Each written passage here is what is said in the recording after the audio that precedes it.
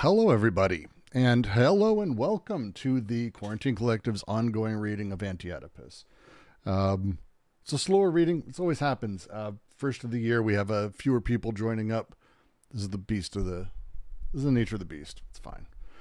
Fewer people join up beginning of the year, and then as real life kind of kicks back in the next couple weeks, people start returning. But it'll be a good read today. I'm excited for it. Got a couple things to go over. Got a lot of schizoanalysis. We're going to be going through chapter 4. Also, debut of my new hair, which I'm excited about. So we'll go ahead and, for those of you who are in Discord here, let me... Boop. I've got to share my screen and get these things going in there. Let's see. And then we can get going. Focus today. We're going to be continuing where we left off. We left off on 279. This PDF is so fucking broken.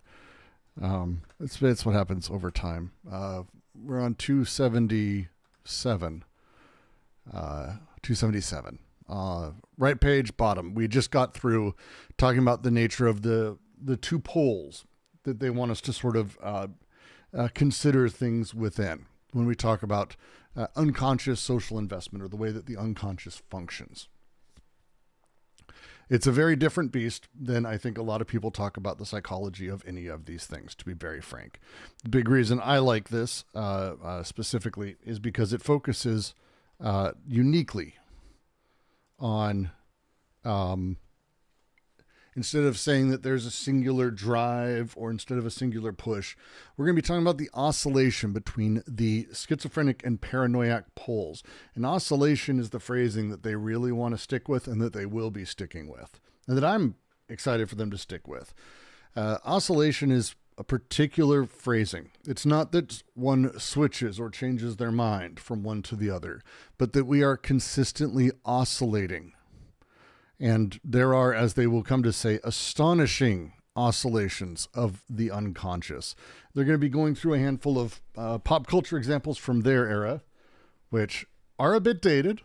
We'll just say it's been about 50 years. So, yeah, a couple years out of date. But they're all actually really good writers and poets. Actually, I think we're going almost entirely through poets for this next couple paragraphs. So we'll go through a handful of bits. We'll break down the poetry. We'll actually talk through these guys. And if anyone has a second thing or other discussion on any of them, because it's Ginsberg, it's Kerouac, it's Celine, who I only became familiar with thanks to actually this book. There's a lot of ways we can discuss them, but the way they do is great. So, Eldoran, it's wonderful to have you join us. I'm excited to have you here. You get to tell me where I'm stupid, which I love. But with that, unless there's particular needs or setups or thoughts, I feel like I will continue. Hey. Yeah. Yes, Philip. I'm sorry. I don't wanted to interrupt. Sorry. Oh, then probably mute because I could hear you. I could hear you. But with that, I think we'll start up the reading, which is bottom right of 277. Doubtless, there are astonishing oscillations of the unconscious, from one pole of delirium to the other, the way in which an unexpected revolutionary force, a puissance, breaks free, sometimes even in the midst of the worst archaisms. Inversely, the way in which everything turns fascist or envelops itself in fascism, the way in which it falls back into archaisms. Or, staying on the level of literary examples, the case of Celine, the great victim of delirium, who evolves while communicating more and more with the paranoia of his father. The case of Jack Kerouac, the artist possessing the soberest of means, who took revolutionary flight, but who later finds himself immersed in dreams of a great America, and then in search of his Breton ancestors of the superior race. Isn't the destiny of American literature that of crossing limits and frontiers, causing deterritorialized flux of desire to circulate, but also always making these flux transport fascising, moralizing, Puritan, and familialist territorialities. It's a great comment on these guys. So if you don't know Celine's a French writer, fantastic, who wrote Death and the, I'm going to Google this because I don't want to get it wrong. Death on the Installment Plan. Death on the Installment Plan is Celine's work. Celine very, very much wrote about the disaffected nature of youth in France. I don't want to say it's autobiographical because it's not, but Celine very much wrote about the position that sort of he existed in and the things around it. The way that this disillusionment happens to his characters, over time, you start to see a really interesting shift change because Celine himself, raised by a father who basically spent a lot of his time complaining about the economics of the time, complaining about X, Y, and Z. Lo and behold, turns out he internalized all of those things. It turns out those things actually are where a lot of Celine's sort of anger and frustration came from. So despite writing these things that went very far and beyond, a critique, that were deeply critical, that were pushing boundaries, coming back around to ultimately where father was. Jack Kerouac is no less this. Jack Kerouac, the famous beat poet, wandering everywhere. I lived in San Francisco, and whenever people would visit, they wanted to visit the Kerouac Museum because it was a famous thing. But as you get into his story and his history, you start to see that the early, very open-ended, kind of brilliant stuff he was doing did switch to him trying to understand the culture he came from, the race he came from, the originations of America. The push for him changed a lot. He was Catholic. He was raised Catholic. It didn't really show up except as a thing sort of he critiqued until later in his work. And as he changed, these things shifted. It's a really interesting note on it.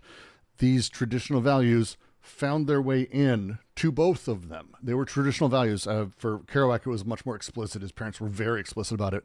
Less so for Celine, but still old-timey. But this odd resurfacing is what they're talking about here. And I've always liked their phrasing of this, that this is the destiny of American literature. There's a destiny of America, you could say as well, that it is about crossing limits and frontiers only to then fall back to old archaisms continuously over and over and over. And I've always liked the way that they phrase it, but this is that thing they're talking about, the oscillation of the poles, the two poles. You have the revolutionary flight and then the paranoiac archaisms. And it's not about picking one or the other, but it's about the oscillations between them. And as we kind of get further, this is the first part they're really bringing this up. As we get further into it, you'll start to see how they're forming these concepts and how they're sort of playing with them. If that makes sense to everybody, it's a short paragraph. I'm not expecting a ton of questions here, but I'm kind of wanting to set up the next like 3 or 4 paragraphs so we can make our way through it a little bit better. Is that fair? Is that fair, Eldoran? Very fair. There we go. If anyone else has a comment or question, don't hesitate. Kerouac's work is wonderful. It's really interesting to read the entirety of his setup and how he shifts and moves towards like really traditional themes. Big Sur, if you lived in California or drove the Highway 1, or I mean, if you ever visit California, you should drive Highway 1 and go through Big Sur. But Big Sur is a poem that is a piece of his that's really huge for people who've done that. And it really does paint traditional pictures, despite him being like a beat fucking poet, which is like the king of beat poets. So that's a kind of a really fascinating setup. There's a handful of really good books on it you can also read if you'd like. But mostly, I want to keep moving.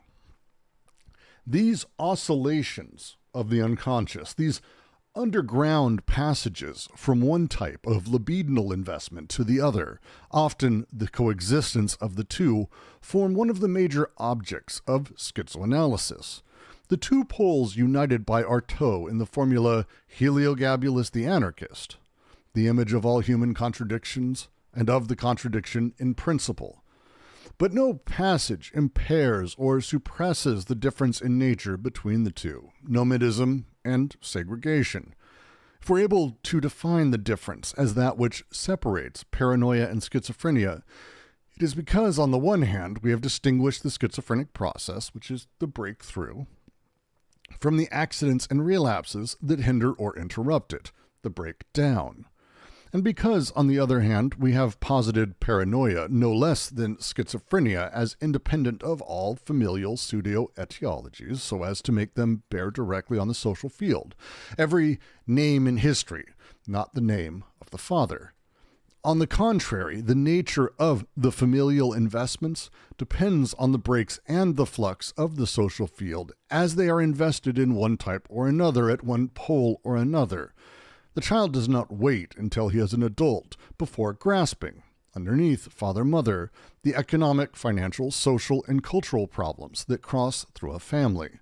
His belonging or his desire to belong to a superior or inferior race, the reactionary or revolutionary tenor of a familial group with which he is already preparing his ruptures and his conformities. There's a lot happening here. One of the big ones, if you're not super into Freud, one of the big plays for Freud and Lacan as well, is that there's a developmental process that happens over time to maturation. And then at maturation, these things start building out. They're like, nah, not really. There's kids basically are investing immediately, but it's a process of how they're doing it that makes us feel like they're waiting, or that there's a latency to it. Because what's happening is the kid is experiencing the reality of the social, cultural, economic, financial, whatever issues. A child that is in a home that doesn't have enough money for food as much as everyone wants. The anxieties that are experienced by father, mother, or brother, sister, they're not visited on a child. You don't hide things from kids very well. Kids get a lot of shit that's happening. It's not that crazy of an idea. The realities of the world are being basically felt immediately. So the kids, they're there and investing. They don't wait until they're an adult before grasping economic, social, cultural problems that cut through the family. It's starting already, as they say, and it's a really great way to put it, is he is already preparing his ruptures and conformities. The child is already doing the work to set up these things. The setup of these two and the way that they talk about them, I think, is the worthwhile, because again, it's oscillation. Oscillation is not a slow choice between things. Instead, it's a vibration almost. An oscillation is happening many times a second, many times a moment. It isn't I'm going to be this for a minute and I'm going to go do that. This is not that. This is oscillation. There's variability. There's movement between them, and it's quick. It's very, very quick. It's almost oscillating, you could say. And that's kind of the important thing, because when they say the line, the difference between the two, on the one hand, we have distinguished, and they're talking about in this book, the schizophrenic process, which is a breakthrough, the shattering of codes, the shattering of the sort of conformity to the world, but also the breakdown, which is accidents or relapses that hinder or interrupt this. And this is kind of the process of becoming, kind of the process of things that is happening immediately, constantly, always, through the social field on everyone, including children. And that's the thing that they're kind of getting at. They use the example of Kerouac, and I'm going to go back to it because Kerouac's a great example of this. His moralizing, which he fucking totally did later on, his outright conservatism later on, that I think would be anathema to his early work, and I think a lot of people would agree with that. The thing that's happening is it's not like it's some trick or some, oh fuck, he changed his mind. It's all of this stuff was coming from the same place, but it's this oscillation that they're talking about, where it's breakthroughs and then accidents and breakdowns and breakthroughs and breakdowns. And the process of this and how they surface gives us this sort of setup, gives us the outcome, gives us the, as they say, the child becoming part of a superior or inferior race happens early on. And these things bubble underneath. They sit, they wait, and they're part of that overall investment. I think that would be how I'd phrase it. The Artaud thing here is great. I don't have the background in Artaud. We have Jack usually joined us like the last 3 readings. Jack, and he's read all of Artaud's work. So he would always go into this large thing. And I realize now that I am not... give me a second. We'll dig into it. You got anything to add there, Elderain? Maybe... I like the your focus on oscillation, and if you move away from a pretty abstract thing that's childhood. For example, if you look at a thing that's interesting me lately, it's just like the thing that's also the focus of the book, the fascism, right? When you look at the 1930s Germany, right? The usual idea is the social conservatism, repressive all the way, no revolutionary potential, blah blah blah, right, and so on. That's like how generally Nazis would be depicted. But when you really like try to analyze how like the ideas and the sort of movements that were running around in Germany in the 1930s and up until the war, there is a lot of it, right?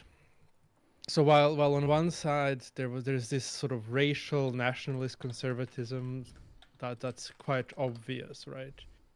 But what springs on the other end, right, is this sort of continuation of sort of liberation of sexuality that already happened in Weimar, right, in the 1920s, right, where you have someone like Himmler, right, openly talking about the monogamous marriage and family and being against the familial unit as repressive to this, what he would consider like free sexuality that needs it, like that expresses itself and needs it expressed, right?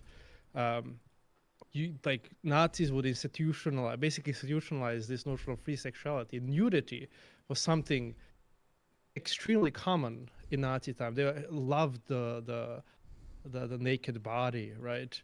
Premarital sex, extremely common, even endorsed by Nazi Germany and the National Socialist Party, right? All of those things that one would consider more of a part of what comes in the 1960s, sort of as a sexual liberation, was already present in the 1930s in Germany, right? But it would oscillate between the sort of weird poles of social conservatism on the nationalist side, right? Where sexuality, as it was freed, was always also recaptured in this mode of racism, where free sexuality would be free only for the quote-unquote Aryans. And, there was a vast institutions of sexual repression, torture, and death through the medical institutions in Nazi Germany for everyone who wasn't considered part of the Aryan race, right? But then what happens in the 1960s, right, is that even these sort of what one could call revolutionary poles, this liberatory sexual politics, right, they get then reinterpreted back into conservatism, right? And like in the 1950s, not 60s, sorry. So like the repressive sexuality that everybody always connects with Nazis was really a post-Nazi thing, right? And there you also then the post-Nazi time, right? It again sort of has these oscillations between revolutionary poles and sort of liberatory pole and conservative poles, but sort of inverted. And these oscillations happen throughout history. That's why whenever, and that this is one of the appeals of deleuze and guattari, is whenever you try to analyze something, it's never like the streams are never one-sided. It's always sort of these interplays between influences.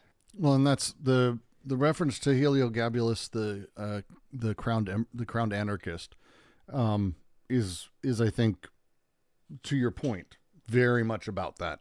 Heliogabalus was, head of Rome, but calling him the anarchist is intended to not necessarily say, oh, he was actually an anarchist. No, it's the way that Heliogabalus ruled is by introducing controlled chaos.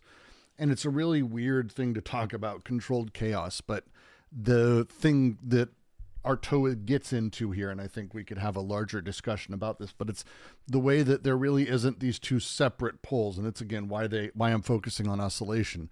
They've said, they're like, look, we've defined these two parts of the process, and that's why it seems like they're these two. But the reality is these things come at once, and they're oscillations. They're building together. So with Heliogabalus, you have his oddness around how he controlled. He had ordered anarchy, which is fucking weird when you think about it, when we break it apart. But historically, we understand how it works, and we can talk about it, meaningfully today with the generalized chaos that I think a lot of people experience, the lawlessness, yet also fully overt lawfulness, the weird both that seems to be. This is what Artaud was getting at, but it's what they're using him for here. And it's why they're sort of making this play as this odd thing that ends up happening, because ultimately the way that the family plays this, the way that they're setting up is really pointing towards this stuff. So it's Heliogabalus, the crowned anarchist, Artaud.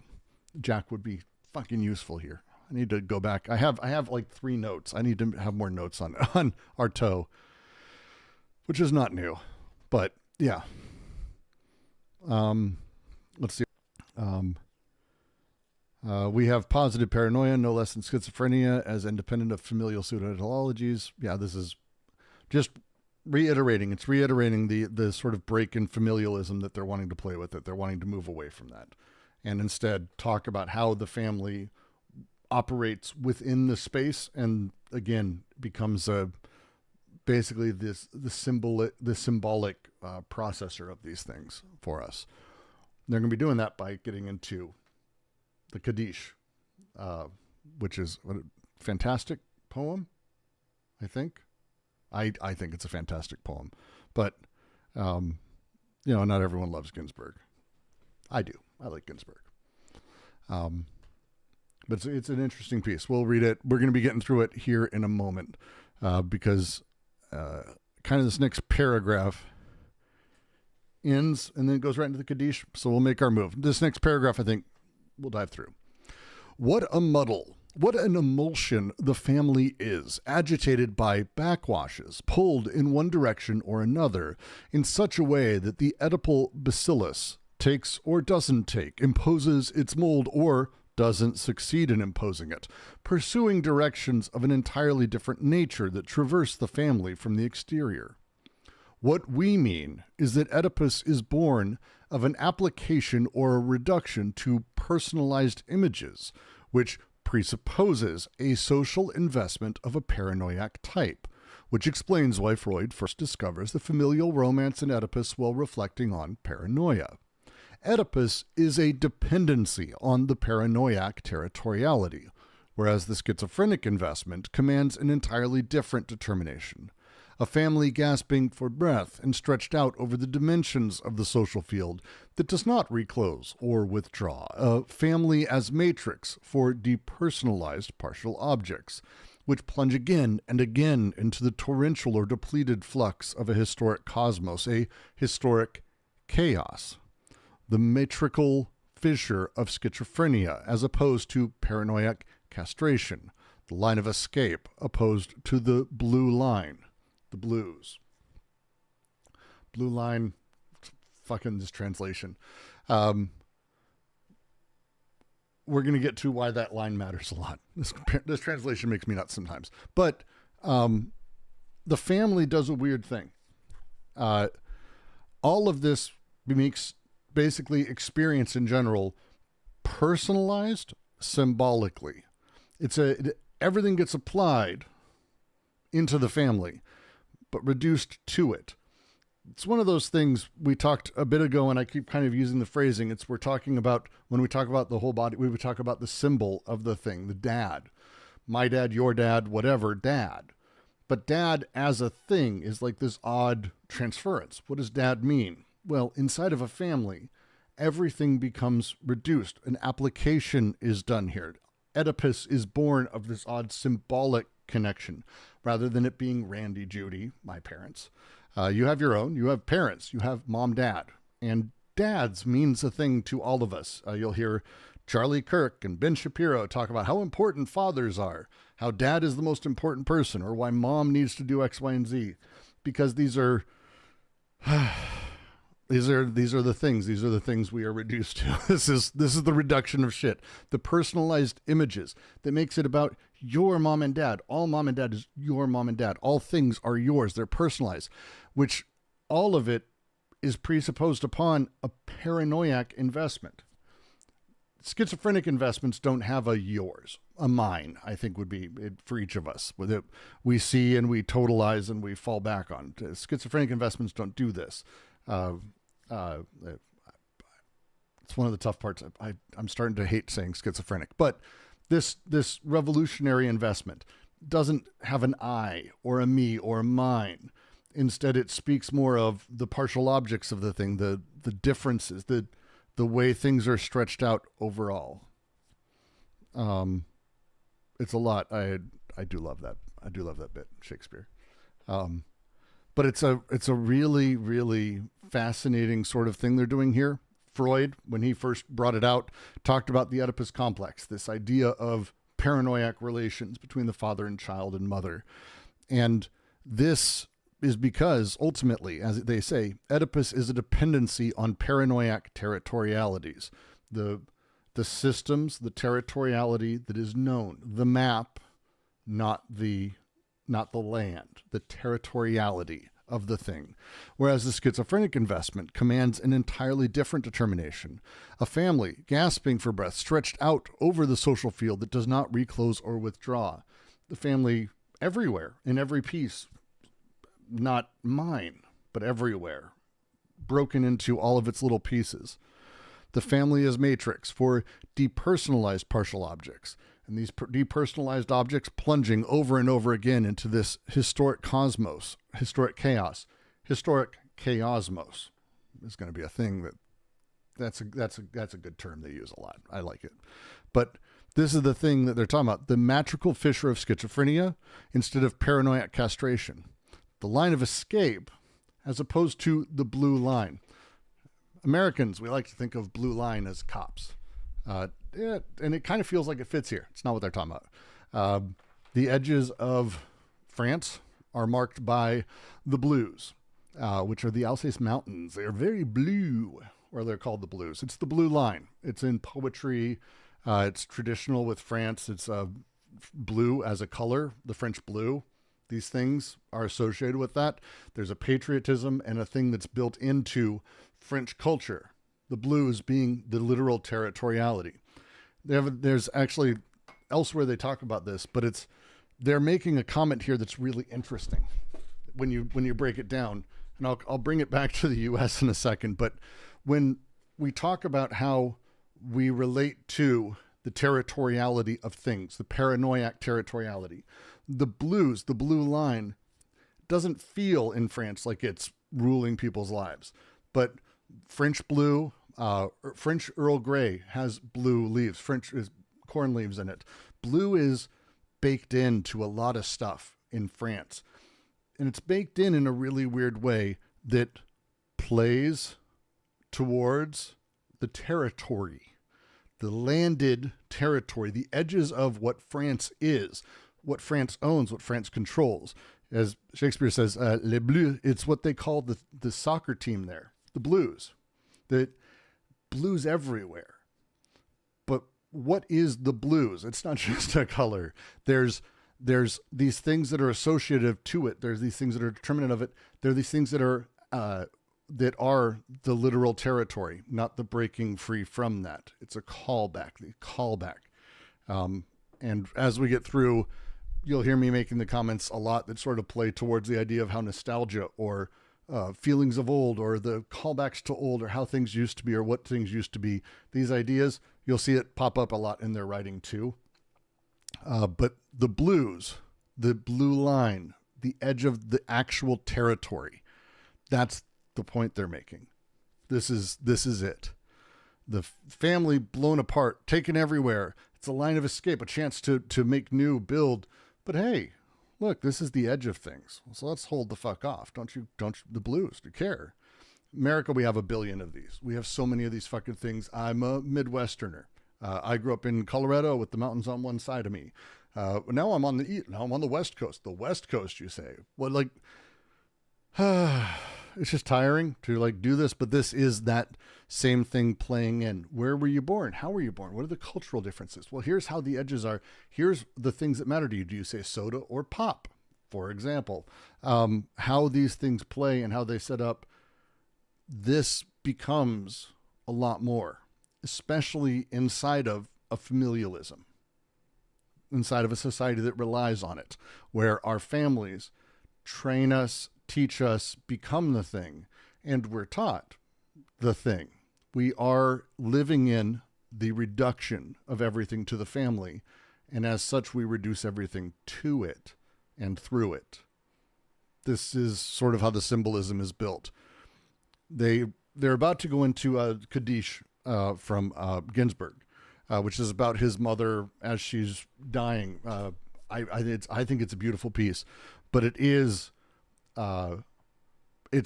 psychotic almost, the way that it's broken apart into all of his fragments of memories of his mother. And you'll see that as he goes, it's all the different parts of her, all the things he experienced with her. They had a bad relationship, decent relationship, loved, fascinating, really fascinating, great poem. But that's the next page here,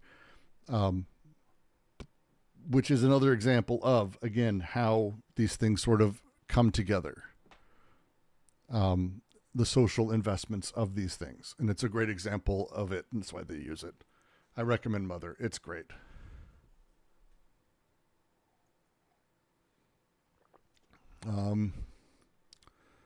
Before I go on, any comments, any thoughts, anything you're waiting for? Anyone have a question? I might have a comment. Please. I find it interesting. I mean, I mean, if it's maybe an expanded comment, so I don't know if it's useful.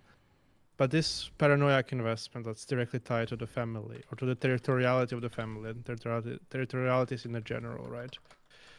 They're like, for one of the major reasons for this massive success that conservative politics has had for the last 50 years or even more or so is that ever than before, it plays directly into these paranoiac investments, right? If you look at what sort of conservatism was at the start of the 20th century, it was a bit more undecided, a bit weirder. Like you had these weird monarchists, right? And there was sort of there was an array of sort of conservative movements that sometimes fought against each other, right? When you look at Nazis themselves, right? As I mentioned before, you have this sort of like, I mean, one of the successes of Nazis, to be blunt, is that they sort of presented themselves as a revolutionary pole, right? That was also to an extent tied to this sort of territorial investment of like racism, but it was much more the notion of a nation, of a folk that played a role there, right? And this extreme familialism that Deleuze and Guattari are mentioning here is historically really a development of the last part of the 20th century, right? Where like you get conservative movements that we very much see today, right? The party of the family, right? And to a big part is this sort of immediacy and this direct lip service to these sort of paranoid processes that are described here is what, you know, really fuels these conservative politics. and I mean, my point was basically that at least if we try to look at then modern conservative policy in this regard, I think we get a clearer picture, and we get a clearer differentiation of sort of early conservatism and this thing that's like, because right now we can talk about like one conservative, right? It's sort of like every conservative party is the same, whether you go to France, to Austria, to the Republican Party of the America, right? It's everything sort of appears the same, right? And then it is because there's this sort of direct like lip services to the investments that, you know, like the nation, right? But more than the nation, the family, right? And then the sort of the racist rhetoric that's always around it, right? That's just easy to direct into. That is not per necessity there. That is an active construction of the conservative movements of the last like the late 20th century and up until now, right? You know, like when Thatcher says like there is no society, there's only individual and the family, right? Right. Like it has to be added that the family is there, because, you know, like the way that desire is triangulated, right, even more than ever, is into this familial notion, and expanded upon that, right, the nation and so on. Well, and it's the way they're talking about, and they do this a lot in everything, maps, decalculating the idea of how maps work, and they use territoriality, and they talk about this, like this is throughout, I think, in general, their works. But when we talk about it at the very end here, I really like this idea of we have kind of, let's think of two types of maps. We have the map that has the blue line on it, which is the edge of France. This is it. This is the edge of France. But if you've ever been to like that area, or even to, I mean, just fucking, this is like almost all of the EU now, but this has always been the EU. There really isn't an edge. Like the edge is a cute thing. Like I grew up in Colorado, which is part of the Four Corners. It's the one place in America where four states meet in one place, that kind of dumb shit. But like, it doesn't mean anything. There's nothing there. There's no meaningful thing there. Instead, what you have is kind of this odd way that French culture sort of has bled into neighboring areas, and those areas have bled over. So you could actually map out how those have moved through time, down to the person, cultural element, way food is traded, how food is cooked, what like, and suddenly you have like a very different way of thinking about maps than a very particular hard line. Again, I'm not saying it's a good map, but just the way that they're talking about this hard line that's abstract, that's setting it up, that is this thing that I am a Frenchman, I am part of this race, I am this, versus the sort of more fuzzy, open-ended way that you would have a family grasping for partial objects that are continuously being plunged.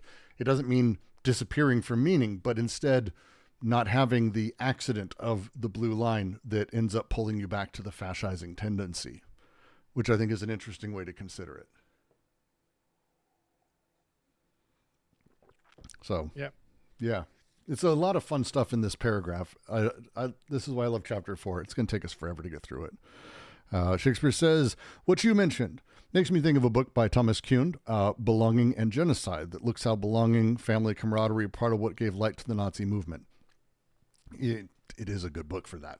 And it's also, I mean, prescient and important, because when we talk about how fascism exists today, again, it's people with these investments in these particular ways. It's why you can have someone, and they've talked about this throughout, but it's how we have people who ostensibly have revolutionary outward-facing ideas, or they want to blow up the system. They want to destroy everything. I want it all to be changed.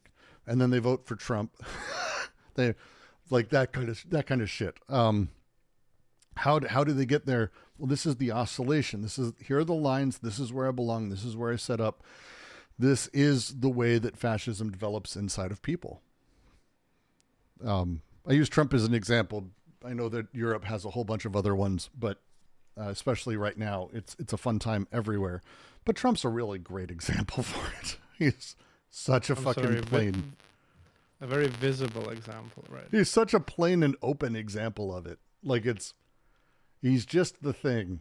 And it's not like hard to figure out, oh, is he the thing? Yes, he is. Oh, shit. Why? Oh, yeah. He said yesterday that he was going to, sorry, I can't even get the sentence out. The Gulf of Mexico, he is going to rename to the Gulf of America. That's a real thing. That's the thing that happened. Which is, I mean, kind of amazing. Like, you have to give like this begrudging, fuck, I couldn't have made up that kind of shitty fascist idea if I tried. But hey, he's more creatively dumb than I ever thought. It's a real thing. One sec. I want to make sure I post an article of it because people will think I'm nuts. Trump, Gulf of Mexico. Please don't turn out to say that I was wrong because good. AP. Thank you. Trump says he will change the name of the Gulf of Mexico. Gulf of America has a beautiful ring to it.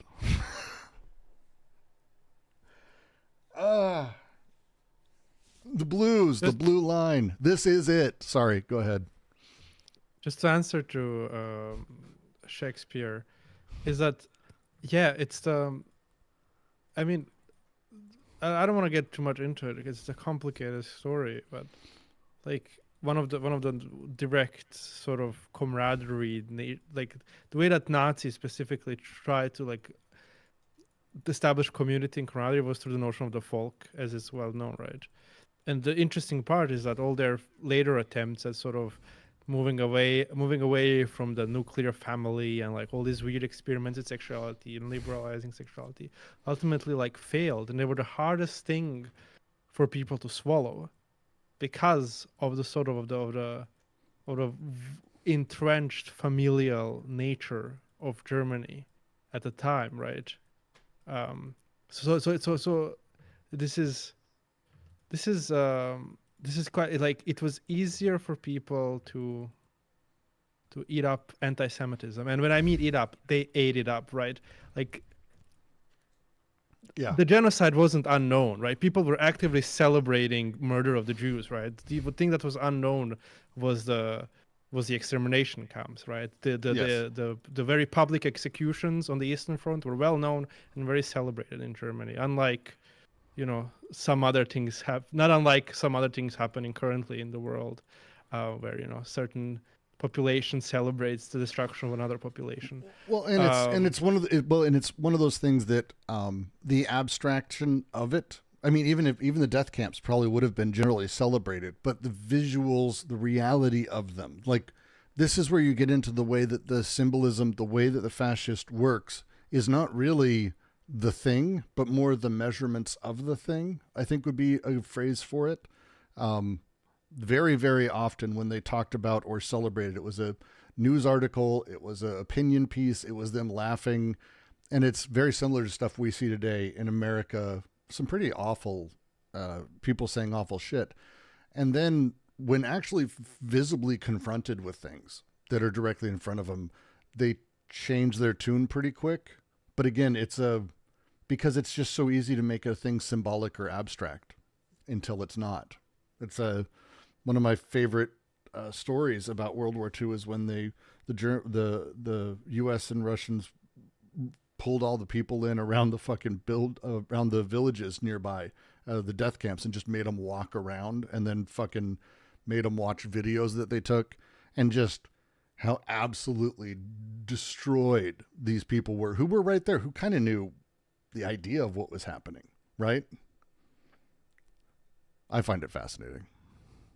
I don't know. Shakespeare could probably correct me on that. Maybe it's an apocryphal story, but it's one of my favorite sort of outcomes. It's a recurring thing I think we've seen in the last 60 to 100 years, that the act of killing is one of my favorite documentaries, maybe is my favorite documentary because it does that thing where it's these guys go to horrifying places in Indonesia, I believe, where there's a bunch of death squads killed a whole fuck ton of people, and they go under this auspices guise of being American TV makers, and what they're doing is they need people to help them recreate the torture and execution scenes. And so they go to the people who did it and who are celebrated for it, and they ask them to help them recreate it. And they do. And it's like an hour and a half of this one particular fucking really brutal, seemingly psychotic guy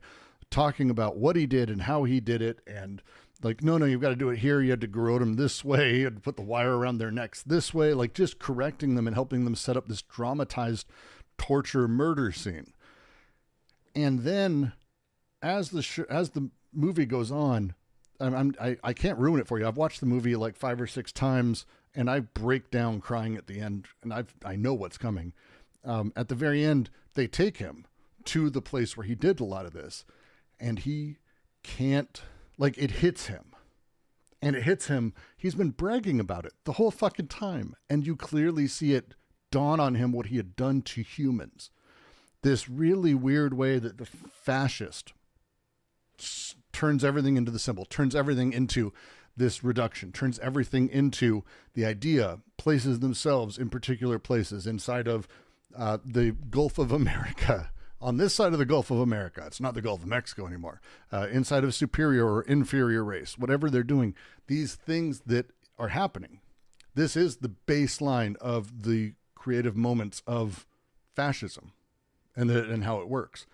Doesn't mean there's not revolutionary potential in there. Again, the oscillations there, they're not just a fascist. It's not really how it works. I feel like I want to read the Kaddish though. Yeah. And just to add, like, because I want to add just the point of my ramblings, is that the interesting part of at least for me, the things that I said, is that as much as there was this sort of, even within a conservative movement, a conservative state, is sort of deterritorializing force that tried to, like, deterritorialize sexuality away from familiar relations, right? There was even much stronger opposite paranoiac investment directly into the family that even the Nazis themselves in their totalitarian state couldn't fucking defeat, right? I think that's fascinating. I wholly agree. Ugh. Fun stuff, isn't it? Fun stuff. Let's talk for a moment about the Ginsburg's Kaddish. So Kaddish is ostensibly a Jewish prayer that's been around for a long time, said for the dead. This is not a thing that he invented. He calls it that because it's what he's doing. He's writing a poem for his mother who's passed. It took him a very long time to write it, and it is not this. This is not all of it. It is a long piece that is really, really powerful. I found it very powerful. Everyone else may have different takes on it. It is art. That's how that works. But very particularly, he had a difficult time with his mom, and he remembers that. But he doesn't totalize her as that bitch that did this or this very warm woman who did this. Instead, it's a piece that is about all of those pieces and him trying to make sense of all of it at once and the emotions he has. It gets to me quite a bit. I very much love the piece. But we're going to read a little bit and then move to the next bit. Shakespeare says, the Kaddish is a prayer in Aramaic that is said at the graveside of those who have passed or in their name at the synagogue. Yeah. I wasn't far off. Anyway, this is Ginsburg Kaddish, and then we're going to go right to the next paragraph. I'm not going to pause.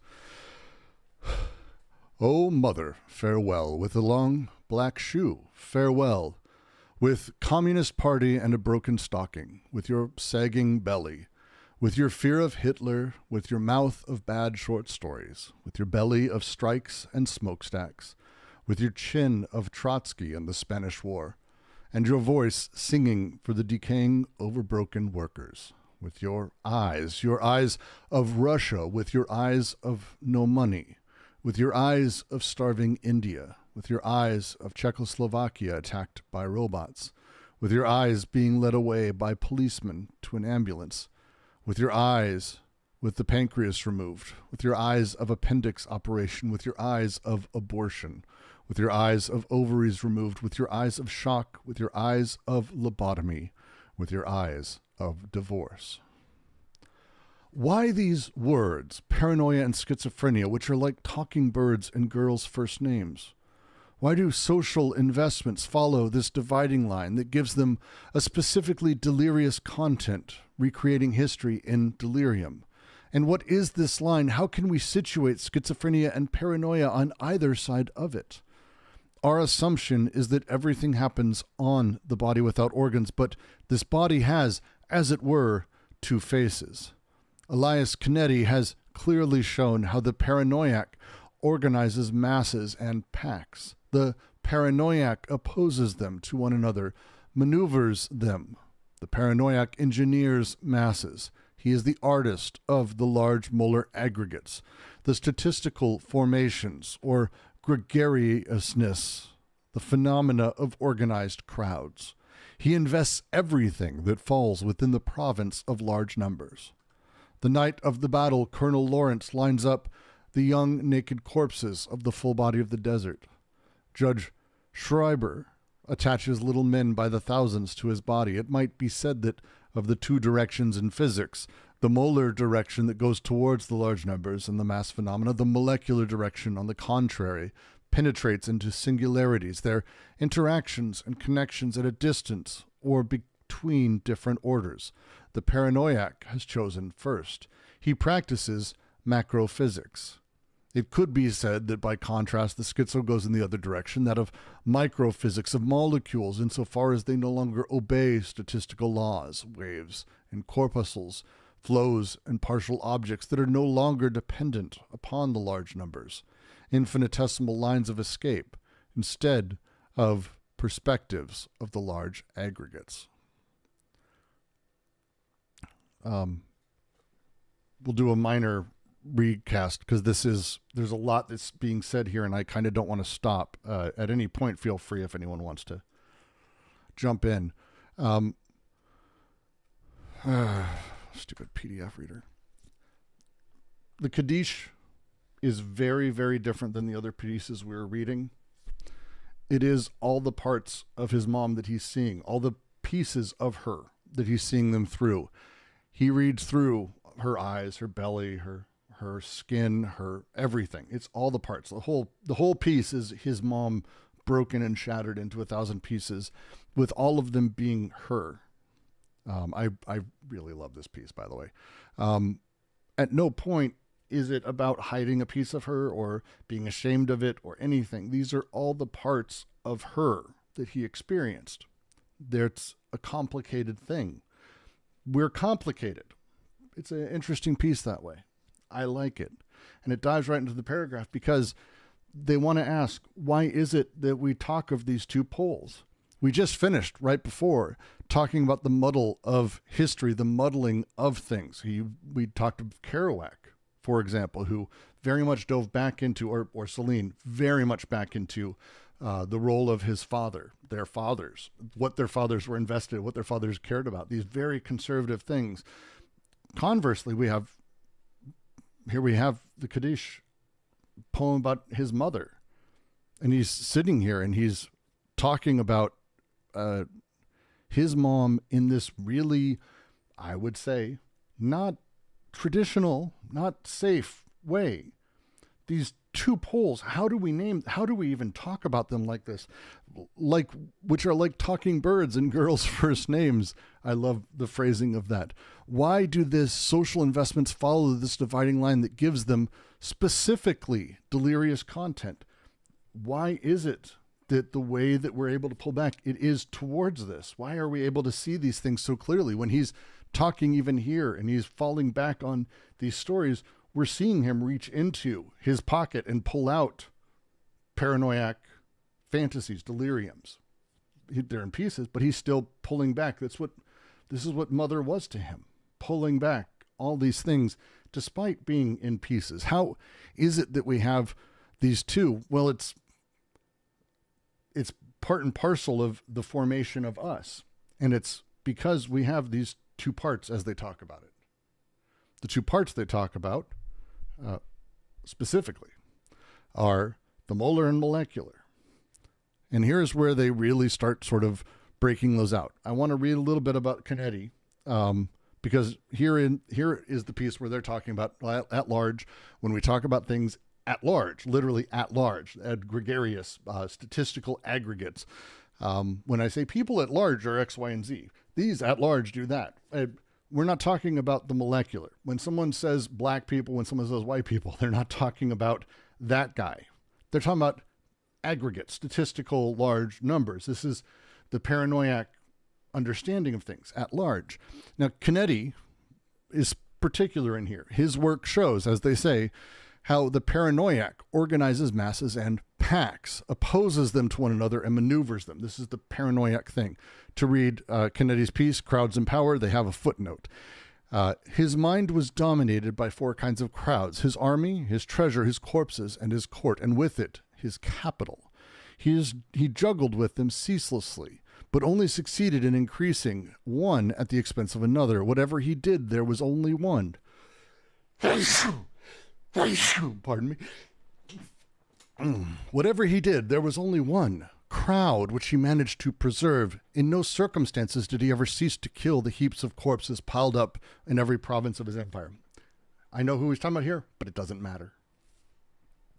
The position of the paranoiac, and they've talked about this, the despotic paranoiac necessitates this view of things, necessitates this looking down on the large numbers, the aggregates, the laws of large numbers, this setup. This is the necessity of this. That's the position. You look out over these things and you shift and you move things as you do. This is where the paranoiac lives best. It is in large numbers. It's important to realize they're associating these things. They use Colonel Lawrence lines up young naked corpses on the full body of the desert. Lawrence of Arabia. Judge Schreber attaches little men by thousands to his body. He didn't literally do that, but he did do that. These things that are happening, the paranoiac is people at large. When you're talking narratively, well, at large, this seems to be true. This is what's going on. When you're utilizing those kinds of things, we're talking about at large things that happen.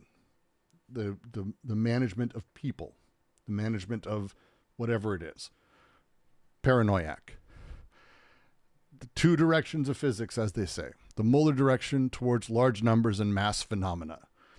Gravity, magnetism, space-time, planetary movement, astrology, whatever it may be. And the molecular that is penetrating into singularities. Molar, they use the phrase, it's a mole, is a whole. A mole is a unit of measurement.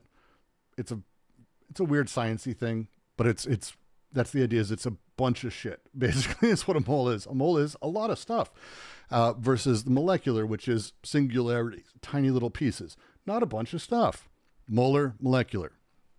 And so they're talking about these and they're using this setup to sort of get through that, because ultimately, when we're talking about the laws of things at large, it's not about any particular movement of any singular particle.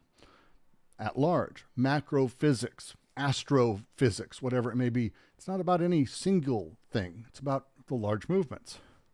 Schizophrenic, you might say, are the opposite. It's microphysics, molecules, insofar as they no longer obey statistical laws, which, by the way, is a real fucking thing. These two sides of things, they've got as their two poles. It's how they've come to it. But it's not important for us to look at these as definitive sides of a thing, the same way that a sheet of paper has two sides. This is not that. Again, don't totalize it. They're talking about the orders of things, the magnitudes of them, and how these magnitudes interrelate. The forces of one may not matter to the other, and vice versa. This setup changes. Gravity matters a lot less to an electron, right? But also an electron matters a lot less to a planet. So but they're together at large. They're emergent compatibilities and compossibilities. These things do stuff. This happens, this larger thing. And I really want to move to the next paragraph, but I want to make sure everyone gets that. Everyone gets what I'm talking about? Secret Agent Dan on YouTube is correcting me on what a mole is. A mole is 6.022 times 10 to the 23rd of things. A mole. Fuck. Science nerds. Generally, before we get into the next bit, because it's going to be, they've got a lot of comments to make on what they mean, and they're going to be really particular here. So they drive us away from the idea of thinking of, oh, look, we got two poles. I've got the schizo side and the paranoiac side, and I'm just in mood. Nope. No. Don't do such a thing. It's not that. We're not there. I'm going to make it, I know it's in reference to atoms, Estelle. But it's a bunch of shit at once is the idea. A lot of shit. A lot of atoms versus a single is the idea. To continue then, unless someone wants to interrupt, which if you do, drop it in chat, let me know. Doubtless it would be a mistake to contrast these two dimensions in terms of the collective and the individual. Huh? On the one hand, the micro-unconscious presents no fewer arrangements, connections, and interactions, although these arrangements are of an original type. On the other hand, the form of individualized person does not belong to it, since it knows only partial objects in flux, but belongs instead to the laws of statistical distribution of the molar unconscious or the macro-unconscious. Freud was Darwinian, neo-Darwinian, when he said that in the unconscious, everything was a problem of population. Likewise, in the contemplation of multiplicities, he saw a sign of psychosis. It is therefore more a matter of the difference between two kinds of collections or populations, the large aggregates and the micro-multiplicities. In both cases, the investment is collective. It is an investment of a collective field. Even a lone particle has an associated wave as a flux that defines the coexisting space of its presences. Oh. Every investment is collective. Every fantasy is a group fantasy, and in this sense, a position of reality. But the two kinds of investments are radically different, according as the one bears upon the molar structures that subordinate the molecules, and the other, on the contrary, bears upon the molecular multiplicities that subordinate the structured crowd phenomena. One is a subjugated group investment, as much in its sovereign form as in its colonial formations or the gregarious aggregate, which socially and psychically represses the desire of persons. The other, a subject group investment in the transverse multiplicities that convey desire as a molecular phenomenon, that is, as partial objects and flux, as opposed to aggregates and persons. All right. This first line here is the one, obviously it's because I highlighted it. It's kind of a big deal. It is a mistake to contrast these two dimensions in terms of the collective and the individual. Here is how people fuck this book up, part 742. One of the biggest I've seen, and I've seen a lot of it, is that people presume that they're talking about the individual versus the collective. And again, this is how you get a lot of Nick Land, Ayn Rand, right-wing fascist. It's like, oh, they mean me as a molecular, and then at large they mean no, fuck off. They don't mean you as like you are not that thing. This is not the setup. This is not what they're talking about. It is a mistake to contrast them in terms of the collective and the individual. They don't even like the setup of that. The collective is many individuals. The individual is an individual. One versus many. Fuck off with that too. That ain't the fucking point. That's not what they're talking about.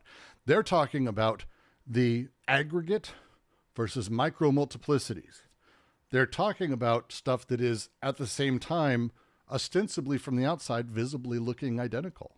They're talking about the weird nuance in terms of how a thing is seen or how you see a thing. Do you see, for example, black people as a thing? They're an aggregate. They're that altogether. White people as a thing. Do you see the city of people that you live in as a thing? Is this how you view it? Or Do you see it as a disparate group of many things? It's kind of a different beast. Same thing, two people are talking about. They're two people.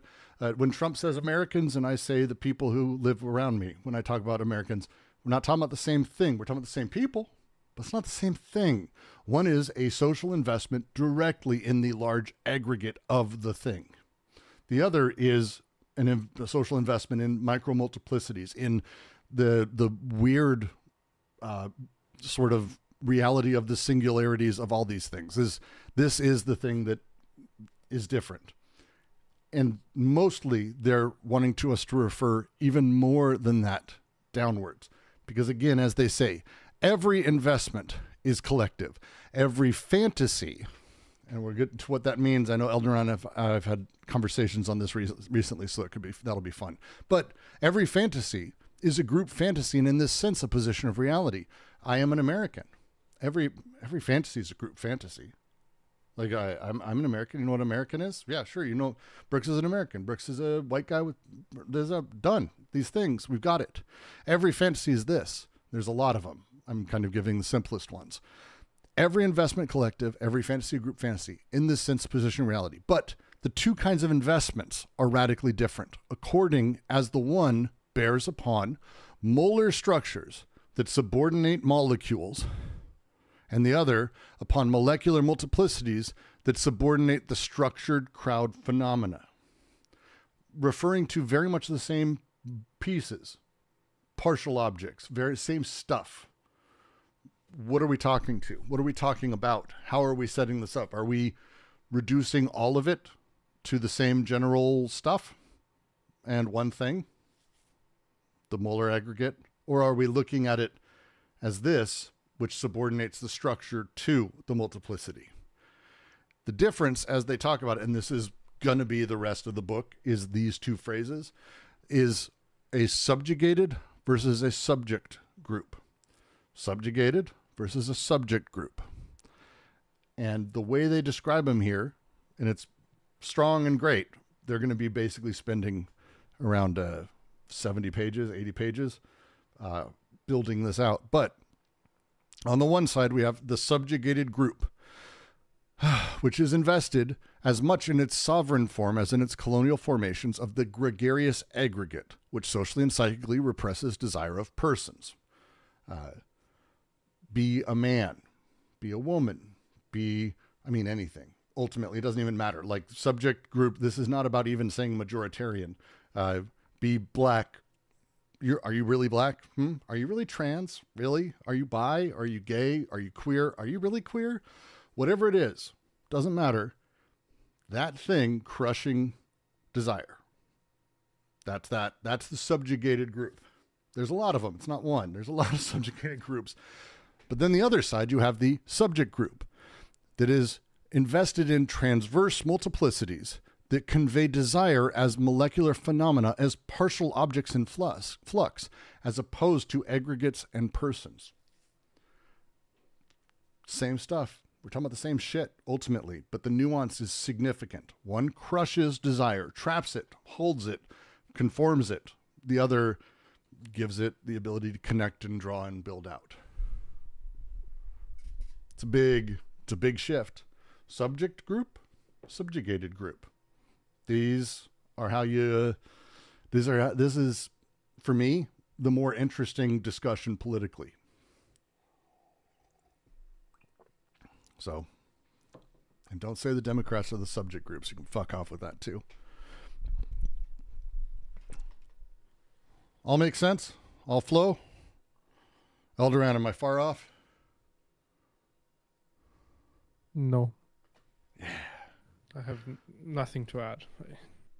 It's not a really complicated paragraph, to be fair, but it is a really cool idea. I know you and I have had the conversation about like what fantasy is and how important it is, because it's one of the frustrations I have in the book is that the English translation especially is they kind of walk away from delirium. I don't want to say it like that, but the translators don't put the emphasis on delirium, I think, is really there in the French, let alone all of their other writings, especially for Guattari, who spends a lot of time writing about fantasy and delirium and how it operates. Because as I've gotten deeper into Klosowski, I mean, it straight up fits Klosowski, and it's very clear where they're getting a lot of this from and how they're talking through delirium. It's a really interesting, I think. I mean, we've had this back and forth a bit, but yeah.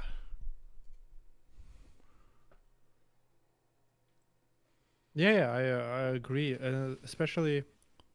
I mean, I'm gonna blame Deleuze and Guattari themselves, That's fair. which to a big extent announce a lot when it comes to delirium or group fantasy or however you're gonna call it. I think delirium sort of poses the danger of like the same danger as, you know, the word schizophrenia. It Which does. might be misunderstood. Yeah, like delirium here is definitely not meant in a negative way, right? If anything, the schizophrenic process is the best at delirium, right? But the group fantasy is a good term, and that's why they say that, like, especially early in the book, and here a bit as well.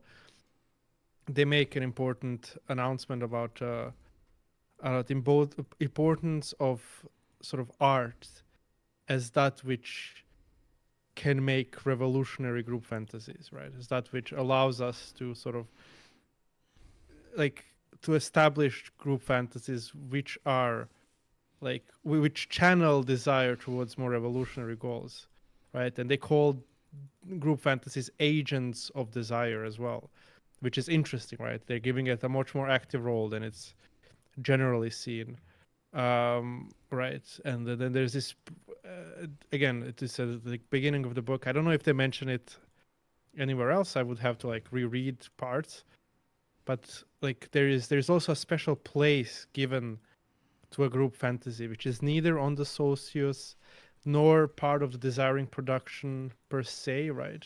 But happens sort of as this in-between thing, right? Well, and it's so and that's really interesting. to just And add again, to not that. thematized. Well, it's the worst thing that they did is they did with a few things is that they never really wrote about it again. Like they wrote and they did the talk on capitalism is very special delirium, which is really an interview series that they did that accidentally came out. Like it would have been nice. It's one of those things that Deleuze has the line where no, it was Guattari who wrote that anyone who translates ritournelle in the future should do it as ritournelle.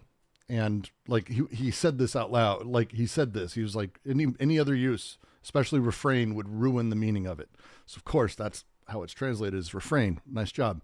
But like that's a thing they didn't do nearly enough of, given that they were creating and playing with concepts. Delirium, the history of the phrase, and I think I did this big deep dive because Klosowski, who does really utilize this a lot, and I think Foucault plays with delirium a lot in Madness as well.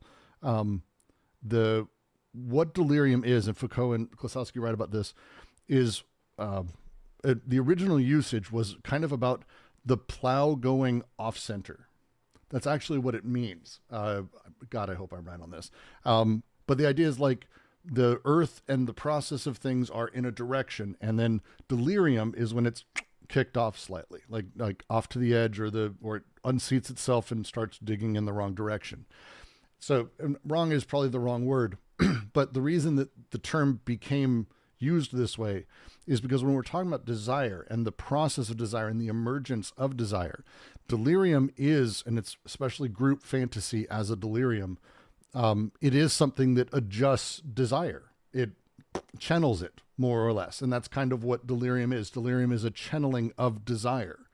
And that phrasing of it, as they're talking about it here, again, is not negative. It's not intended to be. We're going to have deliriums. Like there's almost no way around that if we're a collective people. And even if we're not a collective person, Deleuze goes on about that in his reading of Friday and Robinson Crusoe. Like that thing that is going on is about the rechanneling, the channel that desire's flowing in or whatever. That's the thing that they're playing it with. So that, I think when we start talking about productive delirium and how it works and how it falls back on desire, how it traps it, how it molds it, it starts to make a lot more sense in terms of how they're talking again about this materialist conception of psychiatry and leading to fascism, that the fascist delirium, and there's a lot of deliriums. Fascism isn't really a delirium as a thing. It's more all the different pieces that kind of create are part of this larger group fantasy, and then fascism is the concept for it. But this rechanneling of desire allows this revolutionary movement or revolutionary capacity to be channeled in the direction of the archaisms, the paranoiac, the territorialities, these things. And that, I think, because it also works the other way, like delirium works a lot of different ways. I think that gives it an interesting usage. It feels like another power, or another thing that to play with that Deleuze just never did enough work with, in my eyes, at least. Yeah, thank God there's other writers who did. No shit. And yeah, have you gotten to read any of the male fantasies? Yes.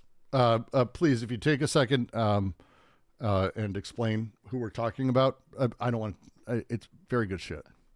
So, before Deleuze and Guattari were even translated into German, there was this great German philosopher, like literal critic, sociologist, I don't know, called Klaus Teweleit. And he wrote this like huge book. It's a tome. It has real like quick, 1,000 pages. Just because and it's not, I don't think anyone, if I even said it, I don't think it would pronounce correctly, because this is, I don't know. Teweleit. I will post it in a few places. Klaus Teweleit, yeah. Yeah. The Klaus you probably can spell, but Teweleit, because, and here's why.